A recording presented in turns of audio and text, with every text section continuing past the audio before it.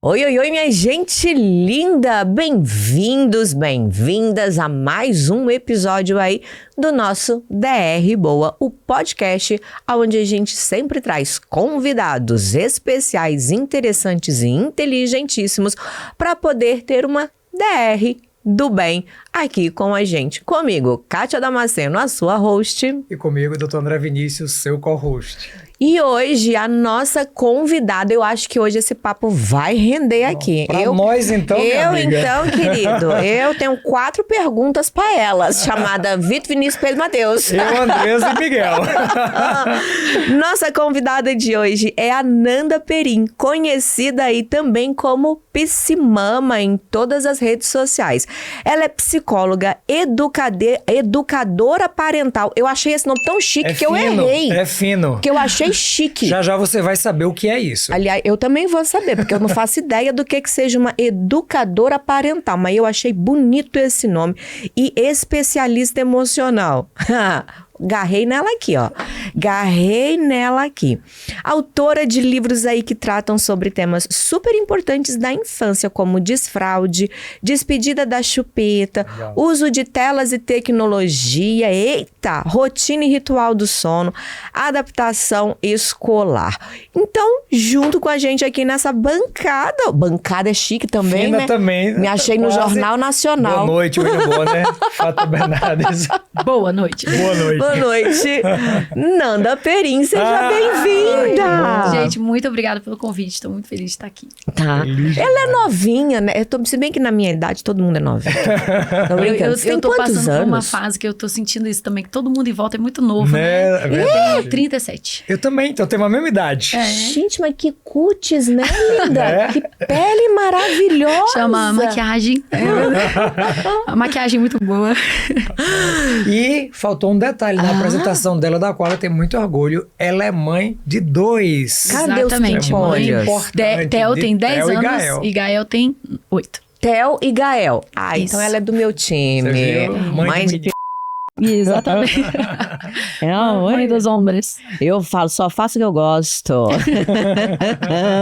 Essa é boa. Eu só faço o que eu gosto. É isso, irmã. A gente só faz o que gosta. André tem... Eu tenho um de cada. Um de Tem Miguelzinho cada. de 11 meses e Andresa de 7 anos. Que é lindo. Mas quero aprender muito. Experiências bem diferentes, né? Então eu já vou começar perguntando começando. curiosidade. Aham. O que é uma educadora parental?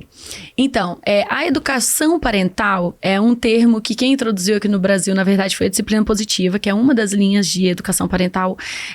Mas eles introduziram esse termo, que é basicamente a noção de que para educar filhos, a gente tem muita coisa para aprender, né? Então a gente fala assim, nossa, você estuda para trabalhar, você estuda para qualquer coisa. Eu quero cozinhar, eu vou aprender, né? Eu quero, sei lá, até hoje em dia, você vai limpar a sua casa, qual é o melhor produto? Qual é o melhor produto para limpar a minha roupa? Mas a gente não faz isso, ou não costumava fazer isso para ter filhos. Filho a gente ia levando, né? Vai no senso comum e vamos tentando acertar. E aí, então foi introduzido esse conceito de, pera lá, vamos educar os pais, vamos ensinar a eles o que precisa saber, né? Para educar uma criança, assim, com uma saúde emocional, com inteligência emocional, né? Uma criança que vai saber se portar em sociedade, mas que vai ser feliz fazendo isso, né? Então, a educação parental é uma visão, eu acho que o termo, ele é interessante porque ele traz, na verdade, uma filosofia, que é assim, a gente educa filhos e a gente precisa se educar para isso.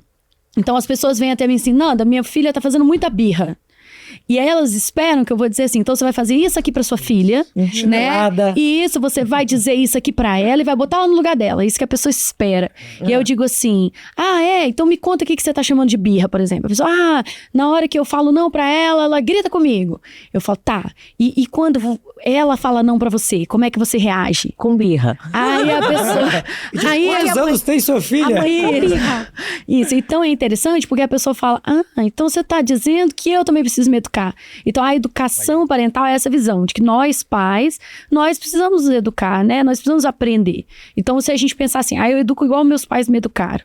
Tá, como que era a televisão na sua casa quando você era pequeno? Como que era o celular? Tinha celular quando você era pequeno? Né? A Como TV era de tubo. TV era de tubo, Você né? jovem. E se não tivesse isso, dá um Google no que é TV de tubo. E controle remoto, que era na mão, tic, tic, tic, tic, tic, passando os 3 canais que existiam. Não era remoto, era só controle. Eu ainda sou da época do bombril na antena aqui. Também, mas quem não? Sim, nós estamos nessa na mesma geração aqui. E aí tem também, por exemplo, a gente vai colocando outros aspectos, né? Lembra como é que eram os carros? Lembra como é que era, né? Gente, eu lembro que quando eu era criança, você sabe qual que era a diversão do meu final de semana? Minha avó levava a gente pro parque da cidade, a gente e os netos. E ela tinha um Fusca. E esse Fusca foi meu quando eu entrei pra faculdade com 17 anos, não podia nem dirigir. E aí eu fui dirigir no último ano, com 21 anos já. Meu pai só liberou com 21 anos. Certo, Eu não ia assim, vai fazer o seu. Passei 3 anos indo pra faculdade de ônibus, só que no último ano tinha estágio. Então eu tinha que ir para o hospital de manhã cedo, para a faculdade de Demanda tarde. uma locomoção maior. Ambulatório no meio da tarde. Então era uma locomoção muito grande. Então aí ele não me deu, ele me emprestou o carro nos dias que eu tinha que fazer ambulatório, laboratório, hospital. Tinha que ir Carro pra 3 cheio de lugares. lembranças afetivas. Muito. E o carro era da cor do meu cabelo. O Fusca. Então eu amo o Fusca até hoje. Então eu lembro que quando eu era criança, a diversão era a gente ir, eu e meu irmão, no buraco do Fusca. Sim. Não tinha cinto de segurança. Era andar as crianças soltas no buraco do Fusca. Então, esse exemplo que você está dando é perfeito para o que eu queria falar. Porque essa era a noção de segurança que se tinha naquela época. A sua avó te amava muito, ela queria te manter segura. Mas o nível de conhecimento, de consciência, o que a ciência tinha provado, ciência de trânsito que existia na época, se é que existia, tão avançada quanto hoje, botava as crianças soltas dentro de um Fusca, né? Outra coisa, tinha menos carros na rua, como a gente estava falando agora há pouco, né? Eram carros menores, a velocidade era menor. Então, o mundo em que você foi educada, em que nós fomos educados, era outro. Então, se o celular está atualizado, se os carros estão mais seguros, se a televisão hoje é um fio, não tem mais tubo, né? Se existe celular e é um computador, tudo mudou, a ciência, né, tá tudo muito diferente. Então não dá pra gente achar que a gente também não vai atualizar a forma de educar. Você, a sua vida inteira, tudo você faz diferente, mas na hora de educar filhos, você quer educar igual a sua avó? Não faz sentido. Então a educação parental vem nesse sentido da gente se atualizar com relação às novas tecnologias da educação infantil. Né? É basicamente essa visão. E eu acho interessante assim, porque não existe uma fórmula de bolo. Na maioria das vezes, e sou ginecologista de formação, então a maioria das vezes as gestações não são planejadas. Então se você não se prepara nem para engravidar, imagina para assumir a responsabilidade de educar. Perfeito. Não existe uma disciplina e nenhuma cadeira de nenhum curso como educar seus filhos. Nem na medicina, nem na especialidade da pediatria, nem na ginecologia, nada. Então, nós nunca aprendemos, a gente aprende no processo. Isso, inclusive uma crítica, quero aproveitar essa oportunidade para fazer essa crítica aqui. Pode bater nessa hora? Pode. Já pode. Já começamos. Insight aí. Isso, que é o seguinte, isso que ele acabou de falar, que não existe cadeira disso na medicina e nenhuma outra. A gente precisa ter responsabilidade profissional. Eu olho para minha câmera, eu olho para lá, eu não sei. Pra lá, dá o seu recado lá. Tá bom. Que hoje eu sou psicóloga, né, e eu estudo isso muito, e o que eu quero dizer é o seguinte, a quantidade de profissionais que afirmam que sabem sobre uma coisa que eles não sabem. Então, se não existe cadeira, e se você não estudou isso na sua formação, se você nunca pegou um livro, nunca pegou um artigo científico, para de falar desse tema na cadeira do saber. O seu saber é médico, é sobre aquela área específica. Fala da sua especialização, fala do tema que você estudou, mas para de falar sobre temas que você não estudou na sua cadeira do saber, porque isso tem me incomodado muito. Sim. Tanto na internet, né, mas principalmente em consultório. A mãe vem pra mim e fala, Nanda, mas o pediatra do meu filho disse que era pra ignorar a birra, mas o pediatra do seu filho não tinha que estar falando de comportamento infantil porque ele não estudou isso. isso? Quantos artigos? Qual é a base? Qual é a evidência que ele tá usando para te dizer isso? A avó dele. Entendeu? Senso comum. E é um absurdo, porque você está sentado na cadeira do saber e a pessoa que está entrando no seu consultório, ela está confiando em você. Certeza. Ela está confiando que você está dizendo para ela que o remédio que é para você dar para o seu filho, você sabe que existe evidência de que esse remédio ajuda no que ele está sentindo.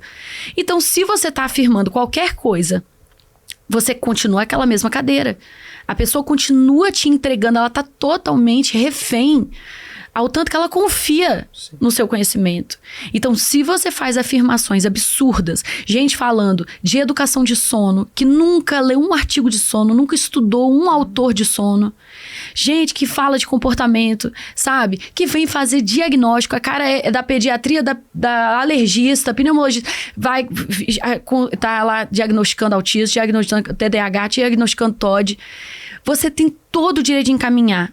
Sabe? Agora, você dá o seu parecer médico, profissional, você dá uma opinião profissional sobre um tema que você nunca estudou, isso precisa acabar. Cada macaco no seu galho, a gente precisa... queria só aproveitar para fazer essa observação, porque eu tô de saco cheio, cara, de ouvir gente vindo me dizer que sabe, eu não tô falando só de médico, não, que a psicóloga, né, sugeriu... essa psicóloga estudou isso? Sabe, psicóloga, já ouvi psicóloga falando que vai tratar processamento sensorial. Terapeuta ocupacional que trabalha esse processamento sensorial. Perfeito. Quem é você para dizer que você vai trabalhar processamento sensorial? Cada macaco no seu galho. E a gente ter a noção... E eu gosto disso muito, de cada macaco no seu galho, mas entendendo que vai todo mundo para a mesma árvore no final da conta. Exatamente. Porque a gente trabalhando numa terapia multidisciplinar pro paciente, então tem o médico, tem o psicólogo, tem o pediatra, tem o fisioterapeuta, tem o TO, tem a nutricionista. Sim. Cada um realmente trabalhando em prol e em função daquela conversa. Exatamente. Uma coisa, por exemplo, tô com um amigo que ganhou neném recentemente. E aí, o obstetra dele criou um grupo. O obstetra, a enfermeira, a fisioterapeuta pélvica, a fisioterapeuta e a psicóloga, para acompanhar ali as últimas 2-3 semanas de gestação e o comecinho do parto. E é isso aí, é cada macaco no seu galho. Então, ele, como obstetra, eu achei muito legal a consciência de colocar a fisiopélvica no mesmo grupo, saber qual é a limitação. Eu faço parte, mas quem fortalece a musculatura é ela. E quem entende dessa musculatura e quem vai opinar sobre essa musculatura, sabe, assim? E eu acho que é mais a gente ter consciência do que a gente não sabe. Você precisa saber o que você não sabe. Entendeu? Não adianta você tem que ter consciência. O que eu não sei nessa vida, do que eu não posso opinar. Vou trazer uma perspectiva e eu concordo contigo demais e com você também, Kátia. O que é que acontece?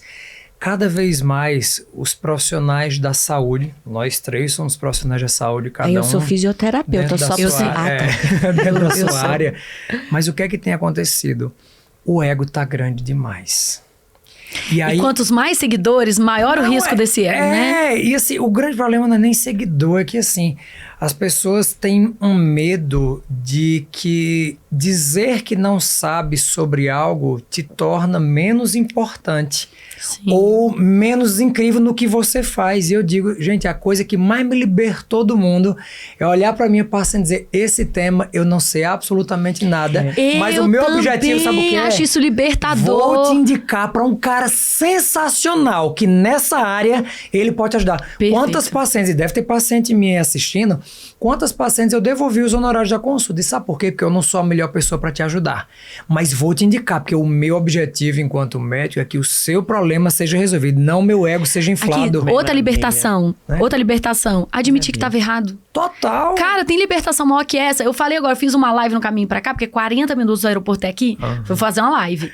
E eu fiz uma live, eu falei, gente, olha só, vocês podem ter certeza absoluta que se um dia eu descobrir que tem alguma coisa que eu defendo aqui que tá errado, eu vou ser a primeira, eu tenho a liberdade de fazer uma live dizendo assim, rapaz, sabe o que eu descobri? Errei. Antigamente, vou dar um exemplo pra vocês, antigamente eu defendia, não é que eu defendia, mas eu acreditava que quando a criança estava com raiva, uma das formas de você lidar com a raiva da criança era falando pra ela socar o travesseiro. Eu achava isso esquisito. Nunca me soou legal.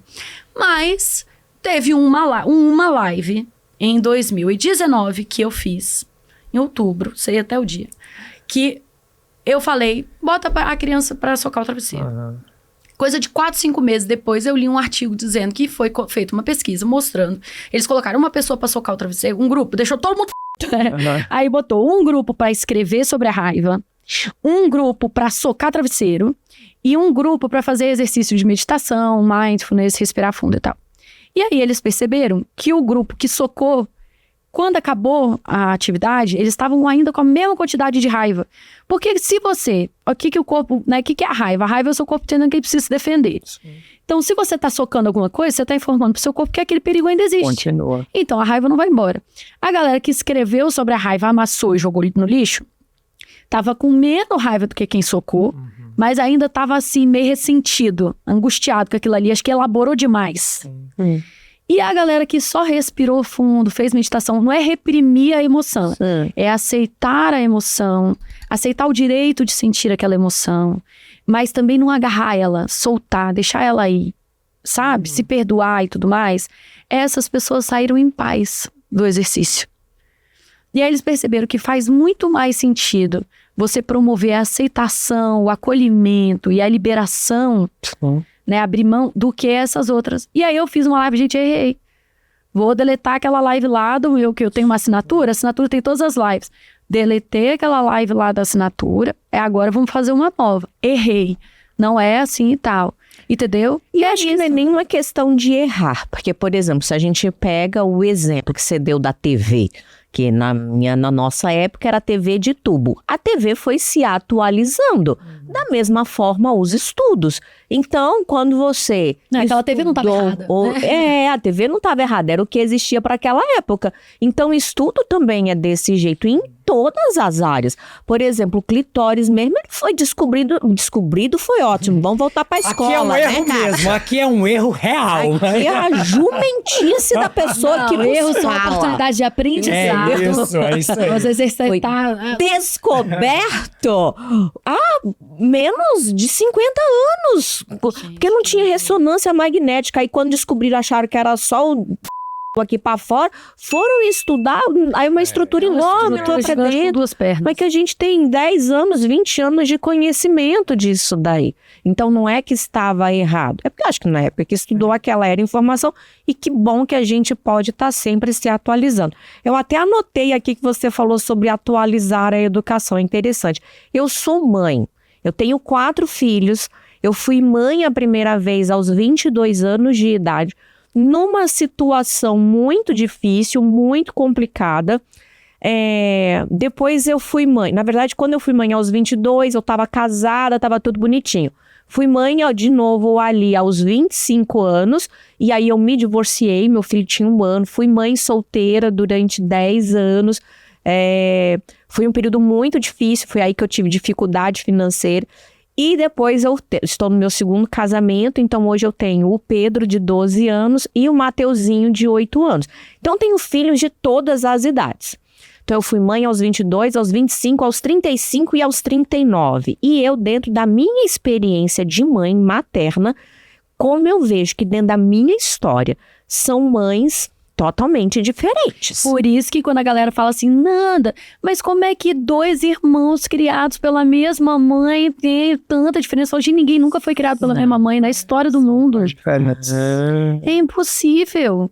É impossível. Eu não sou a mesma pessoa para você e para ele. A forma que você está enxergando cada coisa que eu falo tem a ver com a sua história, né? Tem a ver com o seu processamento sensorial, como que você experiencia a vida, né? Você cria com cada filho, né? Que é diferente. Exatamente, assim. Tem um filho que a gente se identifica mais, um filho que a gente se identifica menos. A gente não ama mais ou menos, mas a identificação. Tem um filho que você dá atenção para ele é super fácil, porque é de um jeito que é leve para você. Outro filho te demanda dar atenção de um jeito que para você é um desafio maior. Você não ama menos. Nossa, mas é claro que você... Né? Eu vou tocar a sineta pra ela, porque eu vou falar. Dá pra repetir a frase, a palavra que você falou? Não é amar mais ou amar menos? É se identificar mais ou identificar menos. Olha que palavra sensacional, porque eu acho que essa palavra, ela tira um peso da culpa tão grande, porque é isso, o ser humano, ele é diferente.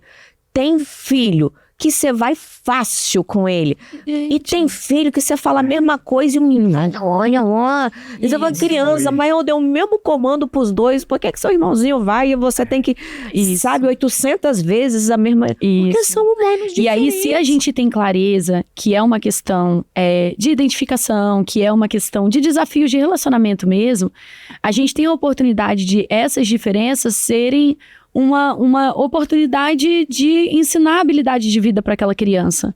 Então, por exemplo, vamos supor que, para mim, seja muito difícil repetir 1000 vezes. E eu tenha um filho que vai na primeira e outro filho que questiona mais. Agora, esse filho que questiona mais, isso para a vida dele vai ser maravilhoso. Ele vai ser sempre uma pessoa com senso crítico desenvolvido. Então, o que eu preciso que esse filho que questiona mais desenvolva? Uma comunicação assertiva. Porque se ele sempre vai ser uma pessoa questionadora na vida dele, ele precisa aprender a questionar sem desrespeitar o outro, sem fazer o outro sentir que ele tá indo contra, que ele tá... Entendeu? Porque se o meu filho consegue se expressar de forma assertiva, e eu sei que ele é uma pessoa questionadora, eu vou ensinar ele a usar ser questionador pro bem dele. Perfeito. Entendeu? Agora, se eu tô muito mergulhada em pra mim isso é difícil, eu não consigo... A gente não... Porque a gente precisa educar os filhos da gente. Lógico que a gente tem que se cuidar e se acolher, mas se a gente fica muito mergulhada no nosso universo do que é difícil pra gente, de como que aquela criança tá sendo desafiadora, a gente perde a oportunidade de enxergar o que daquele desafio eu posso transformar numa coisa legal, num aprendizado legal, né? Então, assim... você é muito questionador. Você pode passar a vida inteira dizendo pro seu filho que é uma pessoa difícil, que ninguém nunca vai aguentar ele. Quantas de nós já ouvimos essas frases? Que você não vai morrer sozinho. Vou dizer pro seu filho, deixa de ser teimoso. Sendo assim, né, seus professores, né, não sei como é que sua professora te aguenta. Que mulher que vai aguentar casar com você? Tem gente, eu já ouvi essas frases sendo contadas pra mim em sessão de atendimento mesmo, como se não tivesse problema, de tão naturalizado que estava na vida da pessoa.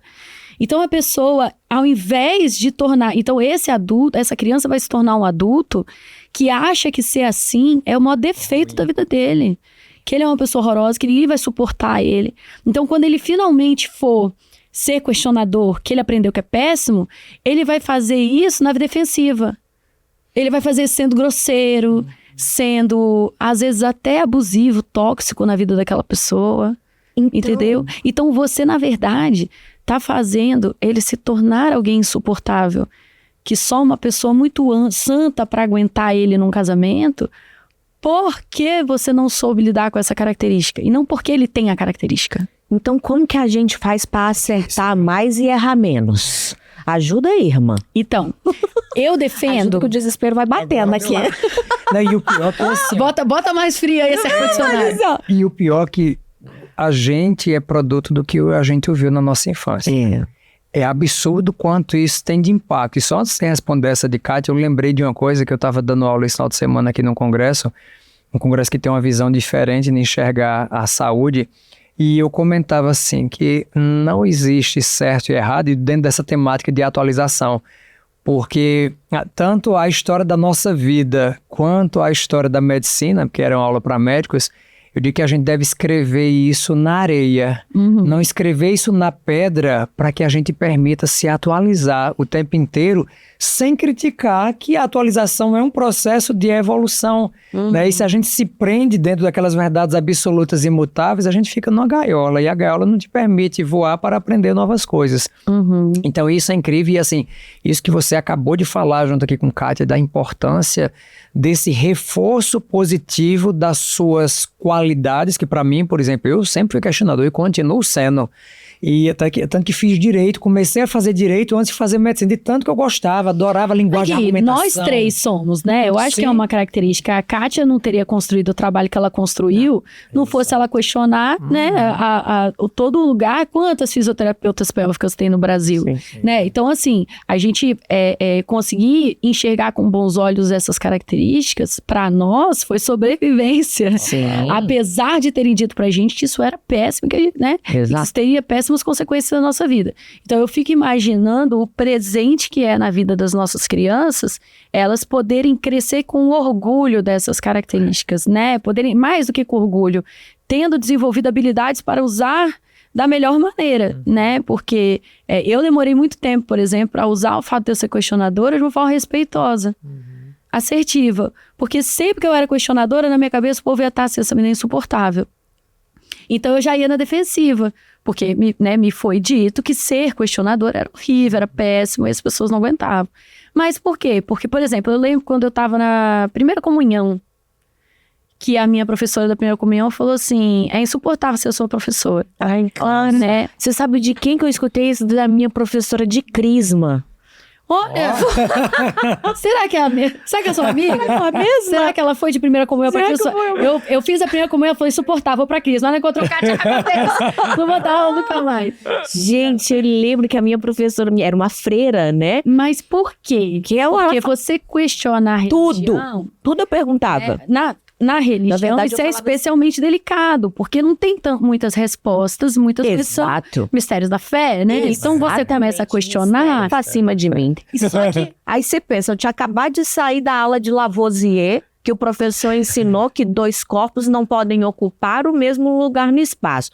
Cheguei no domingo na catequese e fui perguntar pra Era freira. Pai, Filho e Espírito Santo, a mesma pessoa. Mas 2 não pode, 3 pode mas 3. Pera lá. Aí ela, então, esse é o mistério da Santíssima Trindade. Eu falei, não, mas Deus é mais inteligente que o homem. O homem tá dizendo que não pode, como é que Deus... Menina! Eita! Pois é, Imagina essa confusão só aí. que aí- Uma DR boa, viu? Eu lembro dessa Que conversa. Sabe qual é o negócio legal disso que você tá falando? É que assim, por que pra essa professora era tão difícil te responder essa pergunta? Porque você colocou ela estava na cadeira do saber, e aí você veio e disse pra ela assim, você nada sabe. E a gente, enquanto adultos, a gente foi convencido de que nós ocupamos um lugar de superioridade com relação à criança. E que nesse lugar de superioridade, a gente não pode admitir erro. Uma das coisas que eu defendo no meu trabalho, Kátia, é você poder olhar para uma criança e falar, minha, não faço a mínima ideia. Eu não sei. Também tenho essa curiosidade. Entendeu? Ah, mas não faz sentido. Realmente, não faz. Que legal você tá pensando assim. Não aceita mesmo qualquer coisa que te falarem nessa vida não, Kátia. Que bom que você tá se questionando isso. Legal. Eu não vou ser a pessoa que vai dar uma resposta para você. Mas eu te digo o seguinte, continua na sua busca. E se um dia você achar uma resposta, vem me contar, que eu tô curiosa. Sabe, assim, assuma a grandeza das crianças, deixa a criança, sabe, ter dúvidas Eu fico que você não teve. Eu fico Entendeu? imaginando Legal. essa criança saindo da conversa e falando, então eu vou perguntar pra Alexa. Isso, hoje em dia é mais fácil, a gente pode terceirizar pra Alexa. A Alexa diz, não achei nada na pesquisa do Google. Exatamente. Pronto, filha, assim, nem o Google não sabe, amor. Né? É isso Quem aí. sou Ainda eu? bem que a Alexa também dá uma ajudada na gente, né? Dá. Exatamente. E aí, mas aí é interessante, porque eu queria aproveitar pra falar um negócio que eu falei, não, hoje eu quero falar sobre isso. Eu não falei Fala até hoje sobre tudo. Ó, isso. momento ineditismo. Aqui a gente tem um momento que a gente sempre fala pro convidado, um momento ineditismo. O que é? Conta pra gente uma coisa que você nunca falou em lugar nenhum. E ela mesma já trouxe. É isso, ela Pronto. já veio com ineditismo. O que eu vou falar é menos pessoal, depois eu posso trazer o inetismo mais pessoal. Pode ser também. Mas o que eu tava querendo falar é que tem uma história, né, da minha linha de trabalho, que acho que é uma história muito interessante de contar e eu nunca contei em podcast. Que Então é assim, conta pra gente. Olha Adoro só. histórias. A história, na verdade, é a história do nosso planeta. Que é assim, coisa de 10, 20 mil anos atrás, a gente vivia a céu aberto. Então, nós éramos nômades. Por quê? A gente comia as frutinhas de onde tinha frutinha, a gente matava os bichinhos onde tinha os bichinhos. Acabaram esgotamos os recursos daquele lugar, nós subíamos nossa carruagenzinha lá e nós íamos para outro canto caçar e coletar onde mais tivesse. Caçadores e coletores. Caçadores e coletores. Nessa época, as pessoas tinham poucos filhos, porque não tinha tanta comida, né? E 2, já tinha essa coisa da amamentação prolongada, cada criança é uma trabalheira do caramba. Se você imaginar que você tem que ficar caçando cada animal que você vai alimentar uma criança, você vai ter menos, né? Então, existia uma visão de aldeia, todo mundo cuidava dessas crianças. Quando decidiu-se, pera lá, não faz sentido ficar correndo atrás dessas comidinhas, vamos plantar as comidas, vamos, né, a pecuária, vamos cuidar dos animais. Quando começou a agricultura e a pecuária, começaram-se a separar as terras, aí tem toda a discussão, né, da separação de terra, eu sou dono da terra, eu trabalho na terra, mas a questão é, a comida ficou mais abundante e ao mesmo tempo precisou-se mais de mão de obra. Porque agora a gente tem um monte de animal para cuidar, um monte de plantinha para molhar. Então, quanto mais filhos as pessoas tivessem, agora que elas tinham comida para alimentar esse bando todo, mais mão de obra elas tinham para essas plantações.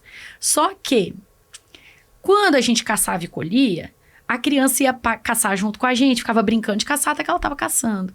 Caçava de coletar até que estava coletando. A criança brincar, se divertir, a infância dela não incomodava ninguém. Porque ela estava ali brincando. Incorporada na rotina. Brincar e trabalhar é a mesma coisa. Quando a gente muda, que a gente começa a separar a terra, a gente começa a precisar da mão de obra dessas crianças, elas precisam parar de brincar e vai cuidar dos animais. Para de brincar e vai colher milho. Então, nessa época, ainda as crianças brincavam bastante, porque você consegue alimentar um animal e corre pra lá e corre pra cá e sobe numa árvore e come um negócio, né? Mas a infância começou a incomodar mais, né? Porque eu preciso que você pare com essas bobeiras aí pra você ir colher milho. Você colheu menos milho do que você podia, que estava de bobeira. Brincar passou a ser visto como bobeira, como perda de tempo, né? E junto disso, a gente tem que lembrar que as crianças morriam muito, porque era muita criança. Imagina, a gente precisa de muita criança para muita mão de obra. E era muita criança junta, muita doença, não tinha remédio, vacina, não tinha nada. vacina. Então, as crianças morriam muito. Então, tem evidências na história da infância que lá para o século V, século VII, sabia que era mal visto você chorar a morte de uma criança? Uau. Se uma criança morrer, era tão comum, tipo, a cada 10 filhos que você tinha, morria 7, 8. Então, Era o esperado. você se apegar a uma criança era coisa de gente fraca, coisa de gente boba, dramática. Você tá chorando porque uma criança morreu, que drama. Apesar de que o povo já me cancelou por isso, eu comparo a uns anos atrás, quando você tinha um pet. Você imagina uma pessoa faltar ao trabalho porque o gato dele morreu. Uns anos atrás, o povo olhava e falava assim, porque seu gato morreu. Você vai faltar ao trabalho porque o gato morreu. Você tá falando sério? Você tá chorando porque seu gato morreu? Era ridículo. Hoje, você já entende o luto de uma pessoa. Então, você imagina, se equipara, que o povo acha ridículo quando eu comparo animal com criança. Mas eu tô dizendo assim... Na mentalidade daquela época. Então, era visto dessa maneira. Então, o que eu entendo disso? Como era muito sofrido, se perdia muita criança, o mecanismo de defesa padrão do ser humano foi se afastar emocionalmente das crianças. Se eu não posso sofrer se você morrer, então eu tenho que estar desapegada a você. Mas se você morreu, eu falo, que pena, ela morreu. Ah, segue, a vida que Próximo. segue. Isso.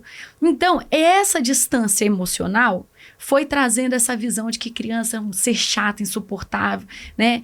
E aí foi trazendo também muitos séculos, desde dos filósofos antigos, de que a criança era um ser inferior. Né? Então a gente tem isso nas religiões, que a criança vem do pecado. A gente tem isso em várias linhas do pensamento, em várias literaturas diferentes. A criança vindo de uma coisa ruim. E aí, então, você soma isso, a distância emocional com a visão de que essa criança vem do... né? E existe agora, e foi construindo a visão hierárquica. Então, qual é a visão hierárquica? O adulto é o quê em relação à criança? Na hierarquia. Superior, né? Ele é superior. Então, se o adulto é superior, o que a criança é? Inferior. Então, qualquer ser que é inferior, ele é tratado com inferioridade. Ele é tratado como menos importante. As emoções dele não importam. Eu posso machucar esse ser inferior. Como que os escravos eram vistos quando inferiores? Eles machucavam. A emoção dele não importava. A vida dele não importava, né? Então, quando a gente teve a Revolução Industrial, por exemplo, vou dar uma informação louca aqui para vocês. As crianças, elas trabalhavam 18 horas por dia nas fábricas. E sabe quanto que elas ganhavam? 1/3 dos adultos. Porque o trabalho da criança não valia muito. Quando essas crianças começaram a morrer muito nas fábricas, causar acidente e principalmente quebrar as máquinas, né, que é o que mais importava para eles, dar menos lucro, foi que passada uma lei. Não, criança não pode trabalhar mais a partir só de 12 anos. 12 anos que foi a lei, foi quando estabeleceram a lei. Então, vocês imaginam que antes, criança de 6, de 5, ia para a fábrica trabalhar 18 horas por dia.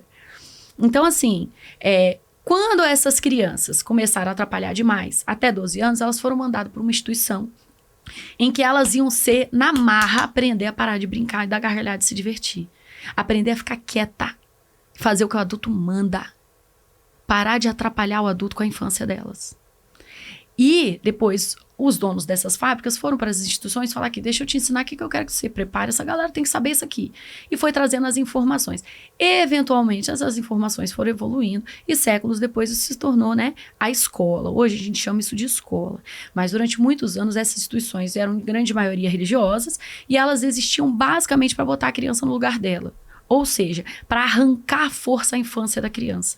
A graça de viver, querer correr, querer dar gargalhada, querer pular, sabe? Achar um negócio, querer brincar com aquilo, achar tudo incrível, lindo e maravilhoso. Curiosidade, né? Bloquear a curiosidade. Exatamente. Então, quando a gente chega hoje, no século XXI, com essa visão de que criança não tem que querer, com essa visão de que se você pegar a criança no colo, você vai deixar ela mal acostumada, ela vai te manipular, ela vai te mimar, que se você não tomar cuidado, ela vira bandida, ela vira tirana, ela vira imperadora dentro da sua casa. Essa visão é uma visão construída historicamente a partir de muito sofrimento, a partir de muita mortalidade infantil, sabe? A partir de um distanciamento emocional. Tem uma pesquisa que diz que sempre que você considera um grupo, qualquer seja, inferior a você, você tem uma capacidade muito menor de empatia com aquele grupo. Que justifica, né, que vai explicar atrocidades como o nazismo, como as guerras, vai explicar, não justifica, né, mas explicar tantas atrocidades contra a criança, tantas atrocidades contra as minorias, né? Menos empatia. Então, olha só, gente, por exemplo, LGBTQ+, tem vários representantes, né? As outras minorias, etnias, por exemplo, têm representantes. Mas quem são os representantes da criança? A criança é minoria dentro das minorias. Então, dentro de cada uma das populações marginalizadas, a criança é marginalizada nas populações. Tantas culturas diferentes. Você viaja pelo mundo, Kátia, o que você vê? A galera come de jeito diferente, faz o jeito que o povo usa batata de outro jeito, o jeito que se comporta, que vê. Agora, em grande maioria das culturas do mundo, o que tem em comum? Todas batem em crianças. É uma população. Tem mas país você não acha que que isso já mudou bastante? Eu acho que a gente finalmente está começando a mudar. Começando. Ainda tem muitos países, a grande maioria dos países, na verdade, ainda não tem lei contra a palmada, não. Entendeu?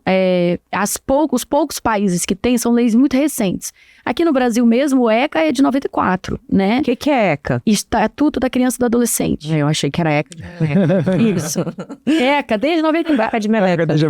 Então, o estatuto, ele é muito novo. Aliás, não poder bater em mulher é muito recente no Brasil, né? Então, assim, imagina, nós adultas nos defendendo, tentando gritar aos quatro cantos que a gente tem direito. É recente? Quiçá criança. Então, assim, todos os dias, se você faz um post, Kátia, hoje, vai brotar um monte de gente defendendo que o homem pode bater em mulher? Nos seus posts, você já viu isso alguma vez? Homem falando, não, mulher tem que apanhar. Não, em todos os meus posts tem. Em todos. Que tem que bater em criança. Eu ia perguntar, uma palmadinha disciplinadora nunca... Jamais. Da mesma forma que você não pode dar palmadinha disciplinadora na Kátia se ela falar um negócio no podcast que você não gostou. É a mesma relação. É violência doméstica da mesma maneira. Tem só uma diferença. A Kátia pode se defender de você, é o tamanho dela. Ela é alta, ela é uma mulher que conhece os direitos dela, ela sabe pra onde ligar se você estiver pegando pesado, se você tiver machucado ela. Ela sabe um monte de coisa que criança nenhuma sabe, tem outra diferença. Perfeito. A partir do momento que você machuca a Kátia, a chance dela parar de gostar de você é muito grande. Se você machuca seu filho, ele vai parar de te amar? Não, nunca. Adorei essa perspectiva. Ele para de amar, né? Ele para de amar ele mesmo. Eu dei uma palmada. Ele passa a achar. Uma vez na vida, mas assim, tipo, não faz isso. Não era nem uma palmada, com mais medo, era quase um alisamento. Uma das frases que mais me marcou, até eu acho que eu li num livro, é que a criança, ela não para de gostar dos pais, mas ela para de gostar dela mesma, porque ela acha que ela apanhou o que ela merecia. Se eu mereço, a pessoa que eu mais amo da minha vida me bater, que tipo de pessoa insuportável que eu sou. E isso pode gerar uma permissividade num relacionamento futuro dela achar que é normal. Na verdade, né? O relacionamento que você tem com seus filhos vai ser a referência de relacionamento para sempre. Total. Se você trata seus filhos com amor e respeito, qualquer coisa menos que isso, eles vão estranhar. Perfeito. Eles não vão aceitar na vida deles. E eu faço muito isso com minha filha enquanto pai. Por exemplo, ela vai pra escola. Aí papai é quem abre a porta do carro e dá a mãozinha pra ela subir. Eu digo, nunca aceite menos do que isso, viu, minha filha? Que o homem tem que ser assim, pra mamãe, pra filhinha, toma a mãozinha, entra aqui, bota a perninha pra dentro, papai é quem leva. Tá com peso, dá pro papai aqui. Então assim, não é um machismo, mas eu acredito que é a forma que eu quero criar minha filha.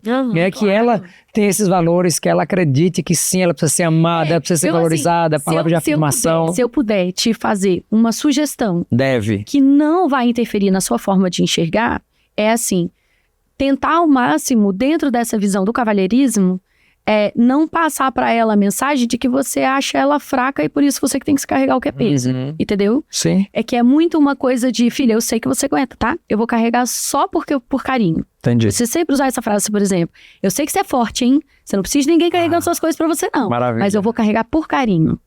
É diferente de você precisa de um homem carregando as coisas pra você. Entendi. Você sem um homem, você não é nada, né? É só essa observação. Adorei. Agora, se ela pudesse empoderar e ainda assim querer uma pessoa que faz por amor e carinho, eu acho que não tem mal, sabe? Assim, Maravilhoso. não vejo. Adorei, é Gente, aprendizado. Eu estou muda. E olha que é pra me deixar Né? Não, eu também, eu tô querendo assim, só, eu tô aqui querendo aprender como criar, porque uma menina com um menino, eu quero aprender, porque assim, eu acho...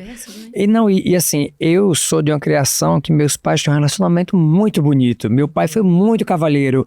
Até hoje, é o chefe de família, é quem coloca dinheiro em casa, é aquela coisa.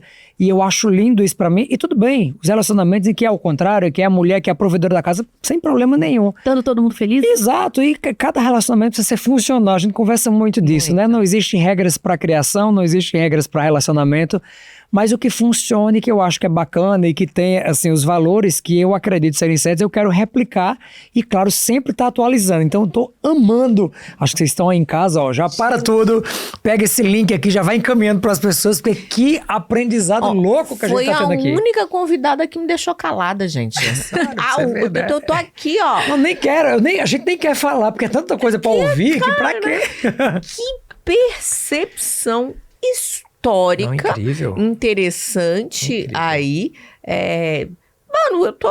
Continua falando. Eu acho... Eu vou fazer depois uma pergunta pra você A interessante. percepção histórica eu acho interessante, por quê? Porque, primeiro, que tira a culpa. Eu grito tanto com meus filhos, espera lá. Não, historicamente, no mundo, as pessoas gritam com filhos. E você foi fruto disso. Isso é aprender, E né? até você aprender diferente disso, você faz igual a todo mundo. Então, tira essa martirização, né? Que também não serve pra nada. Você ficar se culpando, chorando e tal, você não serve pra nada. E a outra coisa é que as pessoas me perguntam assim, Nanda, tá bom, eu vou chegar na escola do meu filho, por exemplo, eu tô ensinando alguma coisa com relação à criança ser respeitada na escola. E aí a mãe fala pra mim, a diretora da escola trabalha com educação há 30 anos. Eu tenho 27 e acabei de ter meu primeiro filho. Quem sou eu pra dizer pra essa mulher que o que ela tá fazendo é errado? É um absurdo, é muita prepotência eu achar que eu sei mais, né, do que uma profissional que está há 30 anos na educação. Eu falo, então deixa eu te explicar historicamente como que essa profissional chegou onde ela chegou. Porque quando ela estudou pedagogia, ela estudou 30 anos atrás. Entendeu? E a pedagogia de 30 anos atrás não tinha a ECA, por exemplo. Certo? Então, se a gente está querendo defender que existem atualizações, a gente também tem que defender que os profissionais se atualizem. Porque você conhece provavelmente um monte de GO, né? Sim. Que trabalha como se tivesse 40 anos atrás. Com GO certeza. para os leigos é gineco. Ginecologista um monte de obstetra. obstetra. Que faz obstetrícia, que faz a ginecologia, como se fosse 30 anos atrás. Exato. Eles estão há 30 anos fazendo o mesmo um ano Deitado deles. eternamente em berço esplêndido, Isso, sem atualização. isso. Há 30 A anos luz do céu repetindo. profundo. Há 30 anos repetindo o primeiro ano de formação deles. Exato. Certo? Acontece. Faz diferença se a pessoa está há 30 anos trabalhando com isso? Tem uma certa experiência. Sim. Tem muita Tem coisa. seu mérito. E sim, ele provavelmente consegue, por exemplo, um obstetra que consegue fazer um manejo Tipo, meu pai lá. tem 35 anos como obstetra. Tem coisas Isso. que eu nunca vou Às aprender vezes, porque eu não né, fui tá exposto. nascendo uma criança pélvica lá, nascendo pelo pé, e ele consegue fazer uma manobra, porque esses 30 anos de experiência trouxe para ele uma vivência incrível. Mas isso não significa que os 30 anos, a matemática da vida dele não garante nada. Ele pode ter passado 30 anos não aprendendo nenhuma manobra. Sim. Nenhuma experiência, nada, relacionando nenhuma informaçãozinha com a outra. Então, ter 30 anos de experiência não necessariamente significa Exato. uma qualidade maior de profissional. Então, se você tem 27 anos e você se atualizou e a profissional que está há 30 anos lá não, você, enquanto ser humano, tem total direito de olhar para esse outro ser humano e dizer aqui, você ficou sabendo dessa atualização aqui da sua área? Claro. Não fiquei. Legal, tá aqui, toma. Parabéns. Vamos lá. Me deu um negocinho aqui agora. Da angústia. Por quê? Porque eu vejo as mães hoje em dia, as mães mais novas e as crianças mais novas. Tipo, a gente vai na escola dos meninos e... Não sei se é porque eu sou a mãe mais velha, né? Mas é muito diferente também. Em que sentido? Deixa eu explicar. Antigamente, a gente vinha dessa educação aí do... Paulada. Estamos tudo vivo. Consegui entender Não todos, agora. mas eu entendi o que você quer dizer. Eu entendi. Nós que estamos nessa mesa sobrevivendo da chinelada. E hoje muito obrigada pela aula e entendi, faz muito sentido na minha cabeça tudo que você tá... Teoricamente, né? Não, mas eu tô te falando, a maternidade dos dois mais velhos, que esses dois mais novos foram duas maternidades muito diferentes. Então essa minha maternidade agora, mais recente, é uma maternidade muito mais calma, muito mais tranquila, eu converso, mas os meus filhos têm uma coisa que, por exemplo, eu não vejo em outros lugares. Os meus filhos, eles têm limites. E não é que precisa bater, não. Eu só olho. Criança, você tem certeza? Criança, você tem certeza? Não, mamãe, tudo bem. Então, os meus filhos, eles têm limites. Agora, eu vejo que tem algumas crianças que não têm. Porque os pais não põem limites e essas crianças, elas são crianças que eu observo, que têm um mau comportamento e que às vezes não é porque o menino é mau ou porque o menino é ruim, não é nada disso. É só porque não aprendeu a gente. Ele vai testando o limite. Só que aí o limite dele vai esbarrando no meu filho. Exatamente. Assim, entendeu? E eu acredito que são agressivas. Eu defendo que a criança que tá nessa situação que você descreveu aí... Que tem, eu tô ficando doida. Muitas. Agora, peraí, deixa eu só terminar de desabafar meu coração aqui agora. Aí eu tava no shopping... E aí, tava comendo com meus meninos, uma pizzazinha, já tem um tempo isso. E aí tinha uma mãe aqui do lado e a criança, sério, pegava batata, jogava na cara da mãe. Eu não quero comer! Assim, jogava. Aí daqui a pouco a criança foi pra cima da mãe e bateu na cara da mãe. Moço, não dei conta, não. Eu também não dou conta, não. Eu não dei conta, não. Eu só peguei o bracinho dela e falei, criança, não é pra bater na cara da sua mamãe. E a mãe me olhou assim com uma cara de... Muito obrigada. Nossa, você tava salvando ela da filha dela? Era. E eu só dei aquela olhada assim, peguei na batatinha, falei, não vai jogar batatinha aqui mais não. Para de jogar batata. Porque, cara, eu não sei se eu fiz certo, eu não sei se eu fiz errado. Mas olha aqui. Mas, gente, a criança batendo na cara... Primeiro que a gente bater na cara, nós não batemos na cara de ninguém aqui, já começa por aí. Ninguém pode bater na cara de ninguém. Ninguém. Agora, olha só, vocês Aí a concordam criança, comigo e a mãe que assim, essa criança que a Kátia descreveu, né? Essa criança tá sendo negligenciada? Você concorda que é uma negligência você não educar o seu filho? Você não ensinar pro seu filho o limite? É uma negligência? Sim. Na verdade, quando você não ensina o seu filho a conviver em sociedade, você tá tornando a adolescência e a vida adulta dele uma porcaria. Você tá deixando o pior presente grego que existe, sabe? Você acha que você é uma pessoa boa. Você está fazendo a pior coisa. Assim, você bater numa criança e você traumatizar essa criança, você isolar a criança num canto, né? Isso é péssimo para a vida dela. Isso é uma ponta da régua. Então, vamos imaginar uma régua. Numa ponta, a gente tem a criança que os pais isolam no canto, tranca no quarto, a criança que leva tapa, né? A criança que perde. Ah, então você vai ficar sem não sei o quê, e vai ficando sem os negócios. Tá, a gente tem uma ponta da régua. Só que lá da outra ponta da régua, a gente tem a criança que bate na cara da mãe, que joga batata. Que é o permissivismo demais. Exatamente. Então, de um lado, a gente tem o que a gente chama de autoritário. O autoritário é o que impõe, né? O autoritário é o que diz assim, o que eu quero que importa, você só obedece. Então, a gente diz que o autoritário, o respeito vai só da criança para o adulto. A criança tem que respeitar o adulto. Mas, não, respeito... da criança pro adulto, criança, tá. Mas do adulto pra criança não tem respeito. Então, o adulto pode bater nela, o adulto pode isolar ela no canto, o adulto pode xingar ela, gritar com ela, né? E tem um detalhe sobre o autoritário, que é assim... o que o autoritário considera respeito, né? Vou dar um exemplo pra vocês. Se você discordasse do seu pai e da sua mãe, não isso tinha era os dentes da boca. Não existe essa opção. Mas e se você discordasse, Kátia, com muito respeito? Fazia diferença? Não. Não fazia diferença. Se você corrigisse o seu pai com muito respeito. Então vocês... Papai militar? Nós não. Pois é. Vocês concordam comigo que não tem nada a ver com respeito? Sim. Isso tem a ver com ego. Eu tenho, enquanto adulto, o direito de errar. E minha criança tem o direito de me apontar que eu errei. Desde que ele faça isso com muito respeito. Certo? Então, o autoritário, essa questão do respeito lá também é muito egóico. Não é necessariamente respeito, não. É uma hierarquia. Lá você não pode me corrigir porque eu que mando aqui nessa porra, então eu não erro. Nunca. Pra você eu sempre tô certo. Se eu perceber que eu tô errado, eu também não vou admitir, não. Senão você vai achar que eu sou menos.